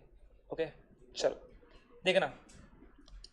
अदर एसेट मशीनरी 50,000 है, मशीनरी से मिला यहाँ पे 50,000। उसके बाद है स्टॉक से मिला 20,000, स्टॉक से मिला 20,000। उसके बाद डेटर है 25,000, डेटर है 25,000, टोटल अमाउंट आ गया 95,500। सर फ्री होल्ड प्रॉपर्टी जो है आपने मॉर्गेज रखा है किसके सामने, पार्टली सिक्योर क्रेडिटर के सामने, और फ्री होल्ड प्रॉपर्टी से मुझे रिकवर कितना हुआ 15,000 रिकवर हुआ है, और उसके सामने कोई क्या प्रॉपर्टी मॉर्गेज है, आपकी पार्टली सिक्योर क्रेडिटर मॉर्गेज है कितना 1,20,000। अभी देखना सर, आपको 15,000 मिला है, आपको देना है 1,20,000, आप नहीं दे सकते, अरे सुनो, तो आप दे कितना सकते हो, जितना आप पे कर सकते हो। 1,20,000 में से 15,000 का फ्री होल्ड प्रॉपर्टी हो गया, अभी बचा कितना 1,05,000। ये 1,05,000 सरप्लस एसेट नहीं है बेटा, ये डेफिसिट है। ये आपको पेमेंट करना है कहां पे, जब भी आप अनसिक्योर क्रेडिटर का पेमेंट करोगे, जब भी आप अनसिक्योर क्रेडिटर का पेमेंट करोगे उसके ऊपर, ओके, तभी उसको पेमेंट कर देने का, कितना देना है उसको 1,05,000 का पेमेंट कर देना है, ठीक है। अभी तो ये पेंडिंग रहेगा 1,05,000। ओके, उसका पेमेंट साइड आना, लीगल एक्सपेंस कुछ भी नहीं है सर। लीगल एक्सपेंस के बाद देखना लिक्विडेटर रेम्युनरेशन दिया हुआ है कि हाँ सर, वो बोलते 2% ऑन एसेट रियलाइज। देखो 2% ऑन एसेट रियलाइज, तो कौन सी एसेट, ये 500 लेना नहीं है, 1 2 3 4 टोटल करके देखना। सो 50,000 प्लस 20,000 प्लस 25,000 प्लस 15,000, तो ये 1,10,000 आएगा। आ रहा है 1,10,000। मैंने एक ना कैलकुलेशन करके बताया था, आपने अभी जब मैंने सिखाया था तो आपने 95,500 बोला था, ऐसा ना वो मिस्टेक वाला है। ओके, एग्जाम में ये होता है मिस्टेक जो उसमें, अरे क्लियर, ये कैश आपको पकड़ना नहीं है, तो अभी ये पकड़ लेता है, ये पकड़ता नहीं है, आपको ये सारी चीजें काउंट करनी है। चलो 2,750 आंसर आना चाहिए। ओके सर, उसके बाद क्या बोलता है 2% on payment to unsecure creditor. देखो जब भी आप अनसिक्योर क्रेडिटर को पेमेंट करोगे उसके ऊपर 2% बोला है। ओके सर, तो यहाँ पे लिख देने का 2.2%। अरे क्लियर, स्टेटमेंट लिख देने का, कैलकुलेशन बाद में करने का, क्योंकि आपको पता नहीं है ना कि पेमेंट कितना आप करने वाले हो। अरे क्लियर, चलो आगे बढ़ते हैं। उसके बाद क्या है, उसके बाद यहाँ पे पेमेंट करना है डिबेंचर होल्डर्स का। सर सब में डिबेंचर होल्डर है? नहीं सर, सब में डिबेंचर होल्डर नहीं है, तो किसको पेमेंट करना है सर, किसको पेमेंट करना है, प्रेफरेंशियल क्रेडिटर्स को पेमेंट करना है। तो प्रेफरेंशियल क्रेडिटर्स को आपने, लिक्विडेशन एक्सपेंस भी है, हाँ सर, कितना एक्सपेंस है लिक्विडेशन, इट इज 1,000, उसको दे देना। चलो हो गया सर। उसके बाद डिबेंचर होल्डर तो नहीं है, फिर आपने किसको पेमेंट किया, प्रेफरेंशियल क्रेडिटर्स को पेमेंट किया। अरे किसको पेमेंट किया, प्रेफरेंशियल क्रेडिटर्स को पेमेंट किया, कितना 3,000। अभी देखना कैश आपके पास कितनी अवेलेबल है, 95,500, ये आपके पास डेबिट साइड में रिसिप्ट है। पेमेंट साइड में देखोगे तो पेमेंट साइड में देखोगे 2750, ये नहीं आया सर अभी तक अपना, यही आया 2750, 1000 एंड 3000, 2750 1000 प्लस 3000 ये हो गया 6750 माइनस 95,500, तो आपके पास कैश अवेलेबल है 88,750। कैश कितनी अवेलेबल है 88,750, और कैश कितनी अवेलेबल है 88,750। तो आप यहाँ पे 88,750 का पेमेंट करोगे क्या, तो आपके पास देखो बैंक को देने के लिए कितना चाहिए। देखो ऐसे देखा जाए तो आपके, आप ऐसे मत बोलना सर बैंक ओवरड्राफ्ट एक ही 500 रुपए का है, नहीं, आपके पास देखो ना ये है ना बाकी पेमेंट करना 1,05,000 अनसिक्योर्ड क्रेडिटर, ये 1,05,000 देना है, प्लस 500 रुपए का बैंक ओवरड्राफ्ट देना है, मतलब आपको पेमेंट करना है 1,05,500, और कितना करना है 1,05,500, और आपके पास कैश कितने अवेलेबल है 88,750। तो आप पेमेंट कर सकते हो क्या, नहीं, प्लस प्लस जितना आप अनसिक्योर्ड क्रेडिटर को पेमेंट करोगे उसके ऊपर इसको क्या चाहिए 2% कमीशन भी चाहिए। अरे समझा, तो कैसे करेंगे, यहाँ देखना, यहाँ पे देखना, इधर ना मुझे लगता है एक इसमें ना थोड़ा सा मिस्टेक किया था मैंने कैलकुलेशन में, थोड़ा सा देखना यहाँ पे बराबर से देखो, यहाँ पे स्टेटमेंट में ना, स्टेटमेंट में एक कॉन्सेप्ट देखो यहाँ पे क्या है, ये बोलते 2% on amount paid to unsecure creditor ना, तो unsecured creditor include preferential creditor also, अरे unsecured creditor include preferential creditor also, अरे ऐसा नो, मतलब प्रेफरेंशियल क्रेडिटर का भी पेमेंट आना चाहिए ना इसमें, अरे ऐसा नो, हमने यहाँ पे प्रेफरेंशियल क्रेडिटर के ऊपर उसको कमीशन नहीं दिया था, अरे समझ में आ रहा है, तो यहाँ पे प्रेफरेंशियल क्रेडिटर को भी कमीशन हम लोग को देना है, तो इसका कैलकुलेशन कैसे होगा बराबर से देख लेना। ओके देखो चलो, तो इसके नीचे बाजू में कर देना आप। ओके मैं इसको हटा रहा हूँ, देखो यहाँ पे सीयर, इसका कैलकुलेशन कैसे करना है, पहले रिसिप्ट साइड की टोटल करना, तो रिसिप्ट साइड की टोटल कितनी है, सो रिसिप्ट साइड की टोटल है 95,500, देखना बराबर से 95,500, रिसिप्ट साइड की टोटल है 95,500, पेमेंट साइड की टोटल करना अप टू, यहाँ पे प्रेफरेंशियल क्रेडिटर को पेमेंट मत करना सर, क्योंकि प्रेफरेंशियल क्रेडिटर के ऊपर भी क्या चाहिए उसको कमीशन चाहिए, तो मुझे बताओ यहाँ पे कितना आएगा 4490 प्लस 1000, ये सोल्यूशन ना करेक्ट कभी होता जब भी ऐसे लिख किया था कि 2% amount paid to unsecured creditor excluding preferential creditors, मतलब सोल्यूशन चेंज नहीं करना है तो हम लोग यहाँ पे बोल सकते हैं इसको लिखना 2% amount paid to unsecured creditor excluding preferential creditors, हाँ तो कर देंगे ऐसे ही, चलेगा ना, अरे चलेगा क्या, एज इट इज जो है वो पढ़ाओ, हाँ ये चेंज करो ना, देखो यहाँ पे मतलब आपको आंसर चेंज नहीं करना है, तो मुझे यहाँ पे एक नोट लिख के देना चाहिए क्या, एक्सक्लूडिंग प्रेफरेंशियल क्रेडिटर्स, तो आपका आंसर सही रहेगा, राइट। मैं यहाँ पे पकड़ रहा हूँ 2% amount paid to unsecured creditor and unsecured creditor include what बेटा, प्रेफरेंशियल क्रेडिटर आल्सो, ऐसे पकड़ के सोल्यूशन कर रहा हूँ, अरे क्लियर, तो यहाँ पे आंसर डेफिनेटली क्या होगा, चेंज होगा, कैसे होगा देखना बराबर से, ये रिसिप्ट है, पेमेंट है, पेमेंट कितना आएगा, तो पेमेंट साइड में लेना कौन सा, तो ये आएगा आपका कौन सा, ये 2750 आपने पेमेंट कर दिया 2750, अरे क्लियर, उसके बाद आपने पेमेंट किसका किया, आपने लिक्विडेशन एक्सपेंस का पेमेंट किया 1000, आपने लिक्विडेशन एक्सपेंस का पेमेंट किया 1000, अरे ऐसा नो सर डिबेंचर होल्डर तो नहीं यहाँ पे, सर प्रेफरेंशियल क्रेडिटर्स का पेमेंट कर दिया, हाँ सर आपने उसको भी पेमेंट कर दिया, पर उसके ऊपर भी उसको क्या चाहिए, कमीशन चाहिए, अरे क्लियर, इसलिए मैंने उसको पकड़ा नहीं यहाँ पे, तो मुझे था 2750 प्लस 1000 कितना आएगा, इट इज 3750, ये नो, तो मुझे बताओ अवेलेबल कैश कितना है, अवेलेबल कैश कितना है, सो 95,500 minus 3750 is how much, it is 91,750, अरे अवेलेबल कैश कितना है, सो अवेलेबल कैश जो है वो 91,750 है, यहाँ तक क्लियर है, चलो सर देखो यहाँ पे कैसे देखना है, यहाँ पे ना आपके पास सफिशिएंट कैश नहीं है सर, आपको सब पेमेंट करने के लिए कितना पैसा चाहिए पता है, 1,05,000 प्लस 3,000 प्लस बैंक ओवरड्राफ्ट का 500 रुपया, समझा, ओके, इसका 1,05,000 चाहिए, प्रेफरेंशियल क्रेडिटर का 3,000, इसका 500 रुपया, मैं टोटल आपके पास 1,08,500 होना चाहिए, और आपके पास कैश कितना अवेलेबल है 91,750, प्लस इसके ऊपर कमीशन भी देना है, तो आपके पास सफिशिएंट कैश नहीं है, ये वर्कआउट कभी आएगा, जब भी आपके पास सफिशिएंट कैश नहीं है और आपको पेमेंट भी करना है और उस पेमेंट के ऊपर लिक्विडेटर को कमीशन भी देना है, ये कभी आएगा सर, ओके, प्रीवियस समय हमने किया नहीं था ऐसे, प्रीवियस सब में आपके पास सफिशिएंट कैश था लिक्विडेटर को पेमेंट करने के लिए, यहां पे आपको सफिशिएंट कैश नहीं है, आपको अनसिक्योर्ड क्रेडिटर का भी पेमेंट करना है और उसके ऊपर कमीशन भी देना है। तो आप क्या करोगे, देखो कैसे करोगे, ध्यान देना कैसे करोगे, ध्यान देना बराबर से। देखो एक ही बार बताऊंगा, देखना बराबर से। तो मैं क्या करूंगा, तो यहां पे आपकी अवेलेबल कैश है, देखना वर्क बाद में लिखना, अवेलेबल कैश है, ओके। उसमें से आपको पेमेंट कितना करना है, अवेलेबल कैश में से आपको पेमेंट करना है अनसिक्योर्ड क्रेडिटर्स का पेमेंट, बराबर ना। और उसमें से आपको देना किसको है, लिक्विडेटर का रेम्यूनरेशन भी देना है, बराबर कि नहीं। समझो मैंने ऐसे बोला, वो कहते हैं कि समझो लिक्विडेटर को आपने 100 रुपीज दे दिया, 100 रुपए दे दिया, किसको, सॉरी अनसिक्योर्ड क्रेडिटर को आपने 100 रुपीज दे दिया। सो इस 100 के ऊपर इसको कितना परसेंट कमीशन चाहिए, 100 के ऊपर इसको 2% चाहिए। तो मुझे तो 100 के ऊपर 2% चाहिए, तो 2 रुपए चाहिए इसको देने के लिए। अरे ये 100 कहां से आया है सर, ये इमेजिन किया मैंने कि 100 रुपीज दे दिया, आप एक्स भी एज्यूम कर सकते हो, एक्स अमाउंट दे दिया, उस एक्स के ऊपर 2% तो 0.2x आएगा। पर वो एक्स आ गया तो हम लोग सम को ही छोड़ देंगे, इसलिए एक्स में नहीं डाल रहा हूं, मैं पकड़ रहा हूं कि समझो आपने अनसिक्योर्ड क्रेडिटर को 100 रुपीज दे दिया, उस 100 के ऊपर 2%, उस 100 के ऊपर 2% 2 रुपीज आएगा। मतलब आपके पास अवेलेबल कैश कितनी होनी चाहिए, आपको सबको पेमेंट करना है तो आपके पास अवेलेबल कैश कितनी होनी चाहिए, मैं ऐसे जा रहा हूं। तो देखो अनसिक्योर्ड क्रेडिटर को 100 देना है, 100 के ऊपर उसको 2 रुपीज देना है, तो आपके पास होना चाहिए 102 रुपया।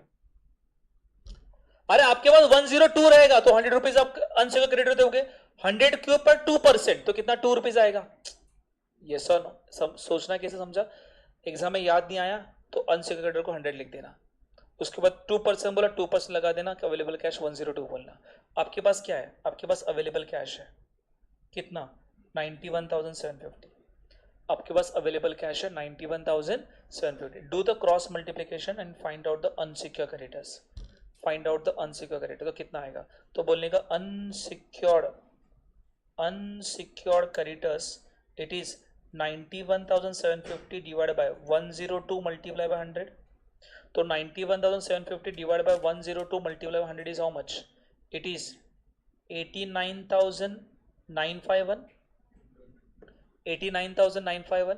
और मुझे बताओ लिक्विडेटर रेम्यूनरेशन कैसे आएगा, लिक्विडेटर रेम्यूनरेशन देखो ना 91,750 ये 102 है, तो डिवाइड बाय 102 आपको 2 रुपीज 2 का निकालना है। तो 91,750 divide by 102 multiply by 2 is how much, it is 1799, it is 1799। Total देखना मैच उतना ही आना चाहिए 91,750, मैच होना चाहिए 91,750 कैश। आ रहा है क्या। दूसरा लॉजिक देखना, आपने जितना पेमेंट करोगे उसके ऊपर कितना परसेंट बोला 2%, तो 89,951 के ऊपर 2% देखो मैच हो रहा है। अरे 89,951 के ऊपर 2% देखो मैच हो रहा है 1799, देखा है 89,951 के ऊपर 2% निकाला, वो अमाउंट मैच हो जाएगा 1799। तो उन्होंने कंडीशन बोला था जितना आप अनसिक्योर्ड क्रेडिटर को पेमेंट करोगे उसके ऊपर 2% कमीशन देना है, समझा। ओके अभी इसमें देखना, अनसिक्योर्ड क्रेडिटर को अवेलेबल कैश कितना है 89,951, तो उसमें से आप प्रेफरेंशियल क्रेडिटर्स को कितना दोगे, ये देखो ना आपके पास प्रेफरेंशियल क्रेडिटर भी है ना, अरे आपके पास प्रेफरेंशियल क्रेडिटर है ना, उसको देना है कितना पूरा 3,000, एंड बैलेंस किसको दोगे अनसिक्योर्ड क्रेडिटर्स को। तो 89,951 माइनस 3,000 तो कितना दोगे उसको 86,951, कितना 86,951। कैसे करना देखना, यहाँ पे यहाँ तक लिखी होगी आपका, लिखना है तो करेक्शन कर देना फटाफट से। यहाँ पे आप प्रेजेंटेशन देखोगे तो प्रेजेंटेशन कैसे करने का, तो यहाँ पे आप देखोगे 1799 है ना बेटा, तो यहाँ पे मैं करेक्शन कर रहा हूँ, ये लिख रहा हूँ, यहाँ पे लिख रहा हूँ कौन सी अमाउंट, इट इज 89,951, 89,951 के ऊपर 2%, सो 89,000 के ऊपर 89,951 के ऊपर 2% पकड़ोगे तो ये 1990 क्या 1799 आंसर आ रहा है। तो 1799 plus 2750 is how much? It is 4549. It is 4549. और देखो यहाँ पे प्रेफरेंस, देखो टोटल दोनों को मिला के कितना पैसा देना है? दोनों को मिला के देना है हम लोग को 89,951. उसमें से 3,000 आपने दे दिया, तो यहाँ पे बैलेंस कितना बचा? बैलेंस बचा 86,951. प्रेफरेंशियल क्रेडिटर्स को पूरा दे देना, प्रेफरेंशियल क्रेडिटर को पूरा दे देना. टोटल अनसिक्योर क्रेडिटर को पेमेंट कितना करना है? 89,951. इसके अंदर प्रेफरेंशियल क्रेडिटर भी है, तो 3,000 उसको दे देना. बैलेंस अमाउंट आएगा 86,951. Clear? Okay, this question is mark as a important question और एग्जाम में आपको करके जाना ही जाना है. अभी तक क्वेश्चन इसके ऊपर आया नहीं है, इस टाइप का आया नहीं है, पर आपके ऊपर गुस्सा निकालना है. लास्ट बैच है तो निकाल सकते हैं. क्लियर? डन? अरे जाएंगे क्या आगे? पक्का? चलो, ये कौन सा नेक्स्ट क्वेश्चन था मुझे नहीं पता, नंबर नहीं डाला मैंने. हाँ, ये क्वेश्चन नंबर सोना लिमिटेड वाला. चलो, तो ये देख लिया हमने, तो इसको छोड़ देना. अच्छा, क्वेश्चन नंबर 18 देखना. क्वेश्चन नंबर 18 फटाफट हो जाएगा, अभी कुछ सॉल्व नहीं करना. क्वेश्चन नंबर 18 देखना है.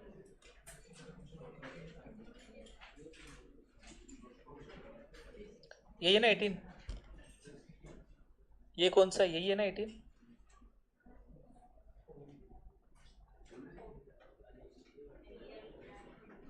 $53,34,136. हाँ, ये भी थोड़ा सा, इसमें भी एक हिंट है, देखते हैं यहाँ पे. ये भी सब बढ़िया है, क्योंकि इसमें शेयर आप देखोगे ना, 3 टाइप के शेयर्स है. 1 2 3. एक 10 inch fully paid up, 10 inch 8 rupees, 10 inch 5 rupees. मतलब एक शेयर फुल्ली पेड अप है, 2 शेयर क्या बेटा? पार्टली पेड अप है. देख रहे हैं यहाँ पे. Following particulars related to Covid limited has gone into voluntary liquidation. Preferential equity shares asset realise, देखो इधर गड़बड़ हो सकता है.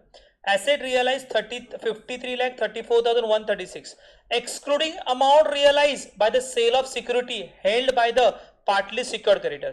नीचे देखो partly secured creditor है और उसके सामने asset realized कितना बेटा? 3,20,000. अभी देखो ये जो अमाउंट है 3,20,000 इसके अंदर है कि इसके बाहर है?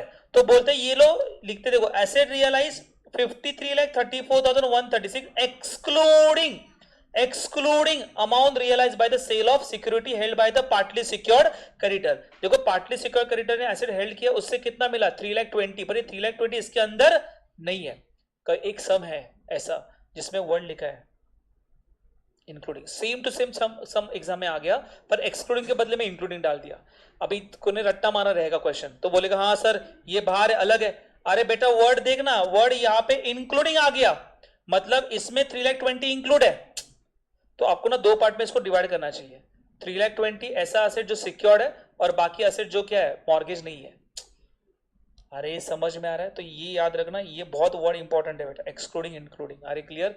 दिखने के लिए लग रहा है इजी, पर इसके टाइप का क्वेश्चन करोगे तो उसमें एक वर्ड एक किया भी रहेगा हमने क्वेश्चन, जिसके अंदर इंक्लूडिंग वर्ड लिखा रहेगा.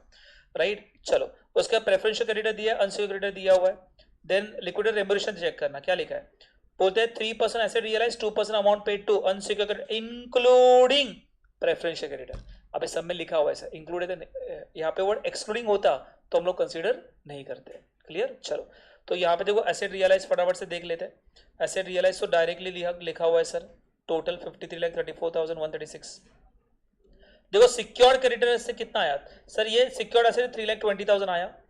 और पेमेंट कितना करना है सर? पेमेंट इनको करना है टोटल 5,50,000. पूरा पेमेंट कर सकते नहीं सर, ये आएगा अनसिक्योर्ड क्रेडिटर की लिस्ट में. जितना अनसिक्योर्ड क्रेडिटर को पेमेंट करोगे उसके ऊपर आपको कमीशन भी देना है. चलो, उसके बाद क्या है? उसके बाद आएगा एसेट रियलाइज हो गया सर. ये क्या क्या समझा ना? आपके एसेट से मिला 3,20,000, आपको देना है 5,50,000 का पेमेंट. आप पूरा पैसा नहीं दे सकते. ओके, आपको अभी भी 2,30,000 देना है. जब भी हम लोग अनसिक्योर्ड क्रेडिटर का पेमेंट करेंगे तभी 2,30,000 का पेमेंट कर देंगे. उसके बाद क्या बेटा? आपको देखना है पेमेंट साइड. पेमेंट में पहला आएगा लीगल एक्सपेंस, दिया नहीं है सर. फिर आएगा लिक्विडेशन रेम्यूरेशन. तो लिक्विडेटर रेम्यूरेशन कितना परसेंट है? 3% एसेट रियलाइज. अभी देखना यहाँ पे मिस्टेक क्या होगा. 3% एसेट रियलाइज. पब्लिक बोलता है एसेट रियलाइज मतलब क्या? एसेट रियलाइज मतलब क्या? ये ना अमाउंट से ये भी अमाउंट आएगा. अरे नहीं, ये भी आएगा, ये भी आएगा. अरे क्लियर? तो 53,34,136 प्लस 3,20,000 अमाउंट कितना आने वाला है? अमाउंट आने वाला है 56,54,136, उसके ऊपर 3% आ गया अमाउंट। उसके बाद वो क्या बोल रहे हैं, 2% amount paid to unsecure creditor including preferential creditor, तो ये 2% आएगा। Are a clear? मैंने हेडिंग लिख दिया, अमाउंट नहीं पता, जब भी पेमेंट करेंगे तभी कर देंगे। Are a clear? उसके बाद क्या है, उसके बाद उसको पेमेंट करना है लिक्विडेशन एक्सपेंसेस, कितना अमाउंट है 19,400। फिर किसको पेमेंट करना है, डिबेंचर होल्डर्स को पेमेंट करना है। डिबेंचर का पेमेंट कितना है सर, डिबेंचर का पेमेंट है कितना सर 7,75,000। सर कोई इंटरेस्ट देना है क्या, अरे सर डेट ऑफ पेमेंट दिया होता पर यहाँ पर रेट ऑफ इंटरेस्ट दिया ही नहीं है। सो रेट ऑफ इंटरेस्ट दिया ही नहीं तो इंटरेस्ट कैसे निकालेंगे, तो नहीं निकाल सकते। तो 7,75,000 का पेमेंट मैंने यहाँ पे कर दिया। उसके बाद किसको पेमेंट करना है, देखो प्रेफरेंशियल क्रेडिटर्स को करना है। पहला पैसा अवेलेबल है क्या, सर मेरे पास सफिशिएंट पैसा है, 53,34,000 है, पेमेंट आपने किया अभी तक, कोई बड़ा पेमेंट 10-15 लाख के ऊपर गया ही नहीं है, तो आप प्रेफरेंशियल क्रेडिटर को आराम से पेमेंट कर सकते हो। 1,45,600 जो है वो पेमेंट कर दिया मैंने, क्लियर। उसके बाद किसको पेमेंट करना है, अनसिक्योर क्रेडिटर।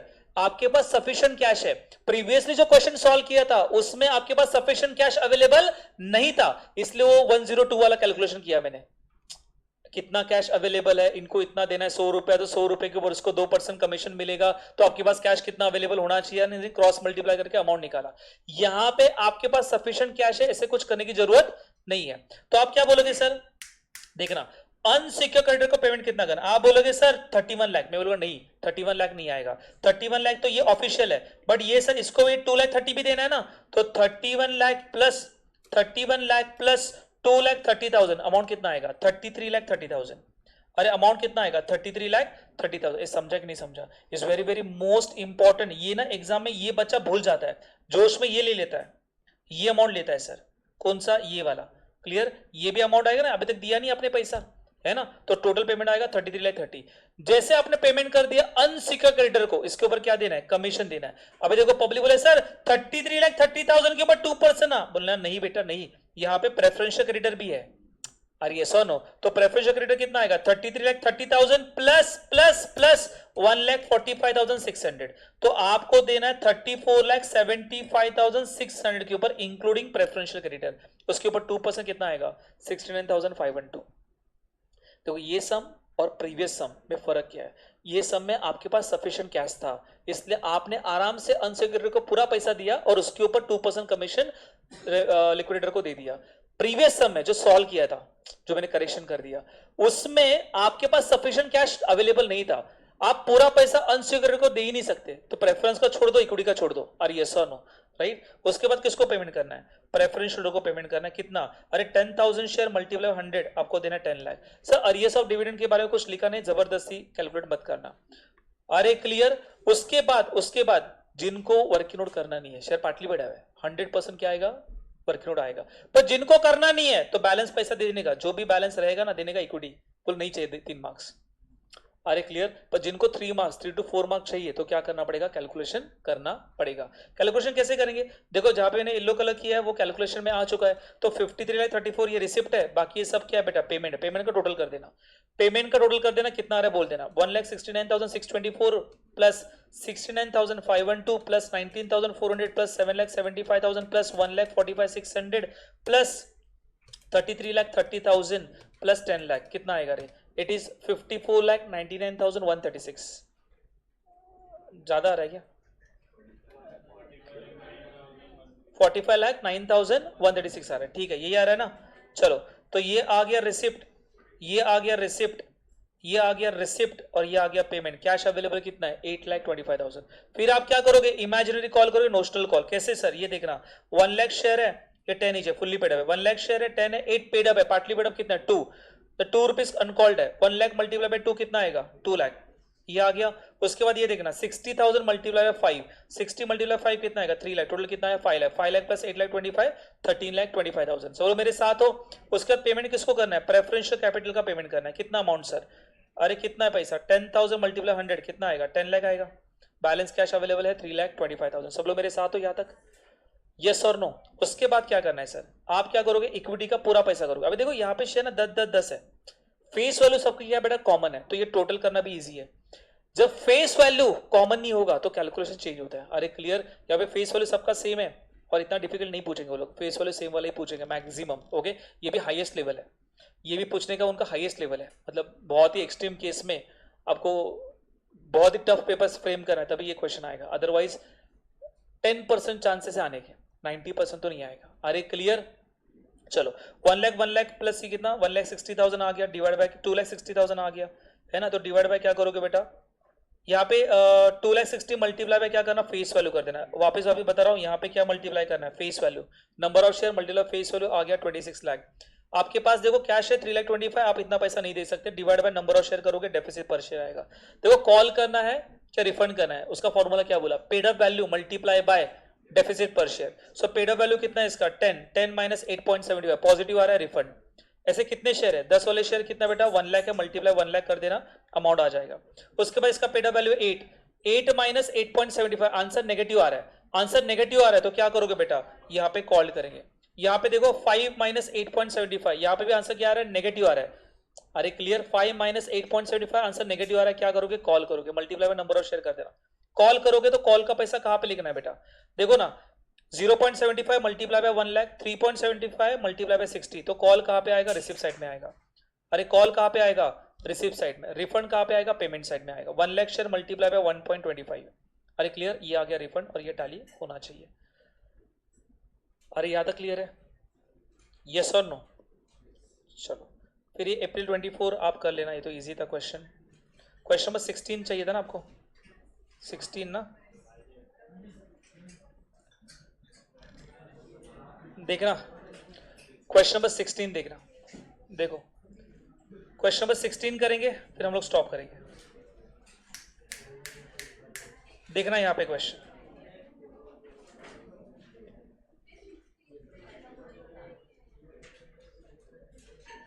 क्वेश्चन नंबर 16 देखना।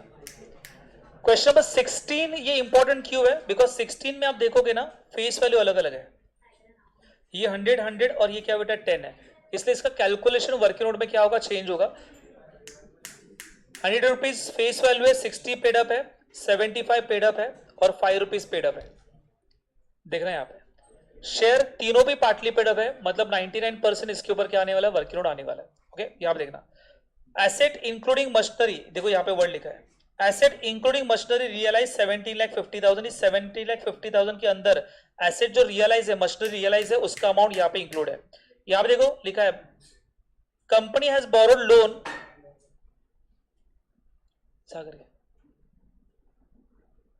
चलो आ जाओ यहाँ पे। सो पार्टली पेड अप शेयर, देखो ये फेस वैल्यू 100 है, पेड अप 75 है, ये 100 रुपीज फेस वैल्यू है, 60 रुपीज पेड अप है, शेयर पार्टली पेड अप है, इसलिए यहाँ पे वर्किंग नोट आने वाला है। यहाँ पे देखो ये इंपॉर्टेंट वर्ड था जो प्रीवियस सम के साथ मैंने कंपैरिजन किया था कि इसके अंदर इस 17,50,000 के अंदर क्या इंक्लूड है, मशीनरी जो रियलाइज्ड हुआ है ना उसकी अमाउंट इंक्लूड है। वो कहाँ पे लिखा है ये देखना, लिखा देखो company has borrowed loan 2 lakh rupees from bank of Baroda against the mortgage of machinery which realise 3,22,000, तो इसके अंदर 3,22,000 इंक्लूड है, तो 17,50,000 माइनस 3,22,000, तो ये अमाउंट कितना आएगा, this is 14 lakh, this is 14,28,000, this is 14,28,000। Previous sum में वैसे नहीं था, एक्सक्लूडिंग था, यही मुझे बताना था, ये इंक्लूडिंग था वो एक्सक्लूडिंग है, दिखने के लिए सम सेम है। उसके बाद लिखते हैं in the books of company, ये देखना salary of 10 clerk of 4 months are rate of 600 per month and salary of 6 peon 3 months at the rate of 300 per month are outstanding. ये कौन है बेटा, प्रेफरेंशियल क्रेडिटर्स है, तो इसका कैलकुलेशन करने के लिए आना चाहिए। In addition to this creditors आपके 5,24,000 है, prepare liquidator final statement of account. देखो यहाँ पे डेबिट साइड में एसेट रियलाइज मैंने वो कैलकुलेट किया था 14,28,000, ये लिख दिया। एसेट रियलाइज जो मॉर्गेज था वो था 3,22,000, वो मैंने लिख दिया। और उसके सामने क्या मॉर्गेज था बेटा, तो यहाँ पे बैंक ऑफ बड़ौदा का लोन था 2 लाख का, वो मैंने माइनस कर दिया, तो ये सरप्लस हुआ बेटा, सरप्लस। प्रीवियसली जो क्वेश्चन किया था वहां पे सरप्लस नहीं था, वहां पे आउटस्टैंडिंग था, अनसिक्योर्ड क्रेडिटर था। क्लियर, ये सरप्लस एसेट मैंने बाजू में लिख दिया। लिक्विडेटर का रेम्यूरेशन कितना परसेंट है, तो इसका अमाउंट दिया हुआ है सर, लिक्विडेशन एक्सपेंसेस एंड रेम्यूरेशन 72,000, दोनों भी मिला के एक साथ 72,000। अरे क्लियर। उसके बाद डिबेंचर होल्डर का पेमेंट करना है, सब में डिबेंचर होल्डर नहीं है सर। फिर किसका पेमेंट करना है, प्रेफरेंशियल क्रेडिटर्स का पेमेंट करना है। कैसे करना है सर, देखो यहाँ पे एम्प्लॉय ड्यूज बोला 10 क्लर्क है, 4 महीने की सैलरी है, अरे 4 महीने का प्रेफरेंस में आता है, प्रेफरेंस मतलब प्रायोरिटी, समझो यहाँ पे लिखा होता है सर 6 मंथ का है, तो मैं बोला 4 महीने का प्रेफरेंस और 2 महीने का अनसिक्योर्ड। अरे क्लियर, ये 4 महीने का बोला है 4 months multiply by 10 employ multiply by 600, तो ये अमाउंट आ रहा है 24,000, ये अमाउंट आ रहा है 24। अरे क्लियर। उसके बाद पियोन का क्या बोल रहे हैं, यहाँ पे कितने पियोन है, 6 है और 3 मंथ्स का आउटस्टैंडिंग है। अरे मिलेगा ना, 4 महीने तक सब मिलेगा, मल्टीप्लाई बाय 300। अरे क्लियर, ये आ गया 5429,400। यही इसमें डिफिकल्ट पार्ट है और कुछ नहीं है सर। ओके, ये आपको कैलकुलेशन करने के लिए आना चाहिए। आपको ये देखना है, मंथ्स देखना है, बाकी कितने भी एम्प्लॉय हो कोई दिक्कत नहीं है, 4 महीने की सैलरी ही आपको प्रायोरिटी वाइज मिलेगा। ओके, बाकी सब क्या काउंट होगा, अनसिक्योर्ड। उसके बाद अनसिक्योर्ड क्रेडिटर सब में दिया हुआ है, कितना अनसिक्योर्ड है, 5,24,600। अरे क्लियर।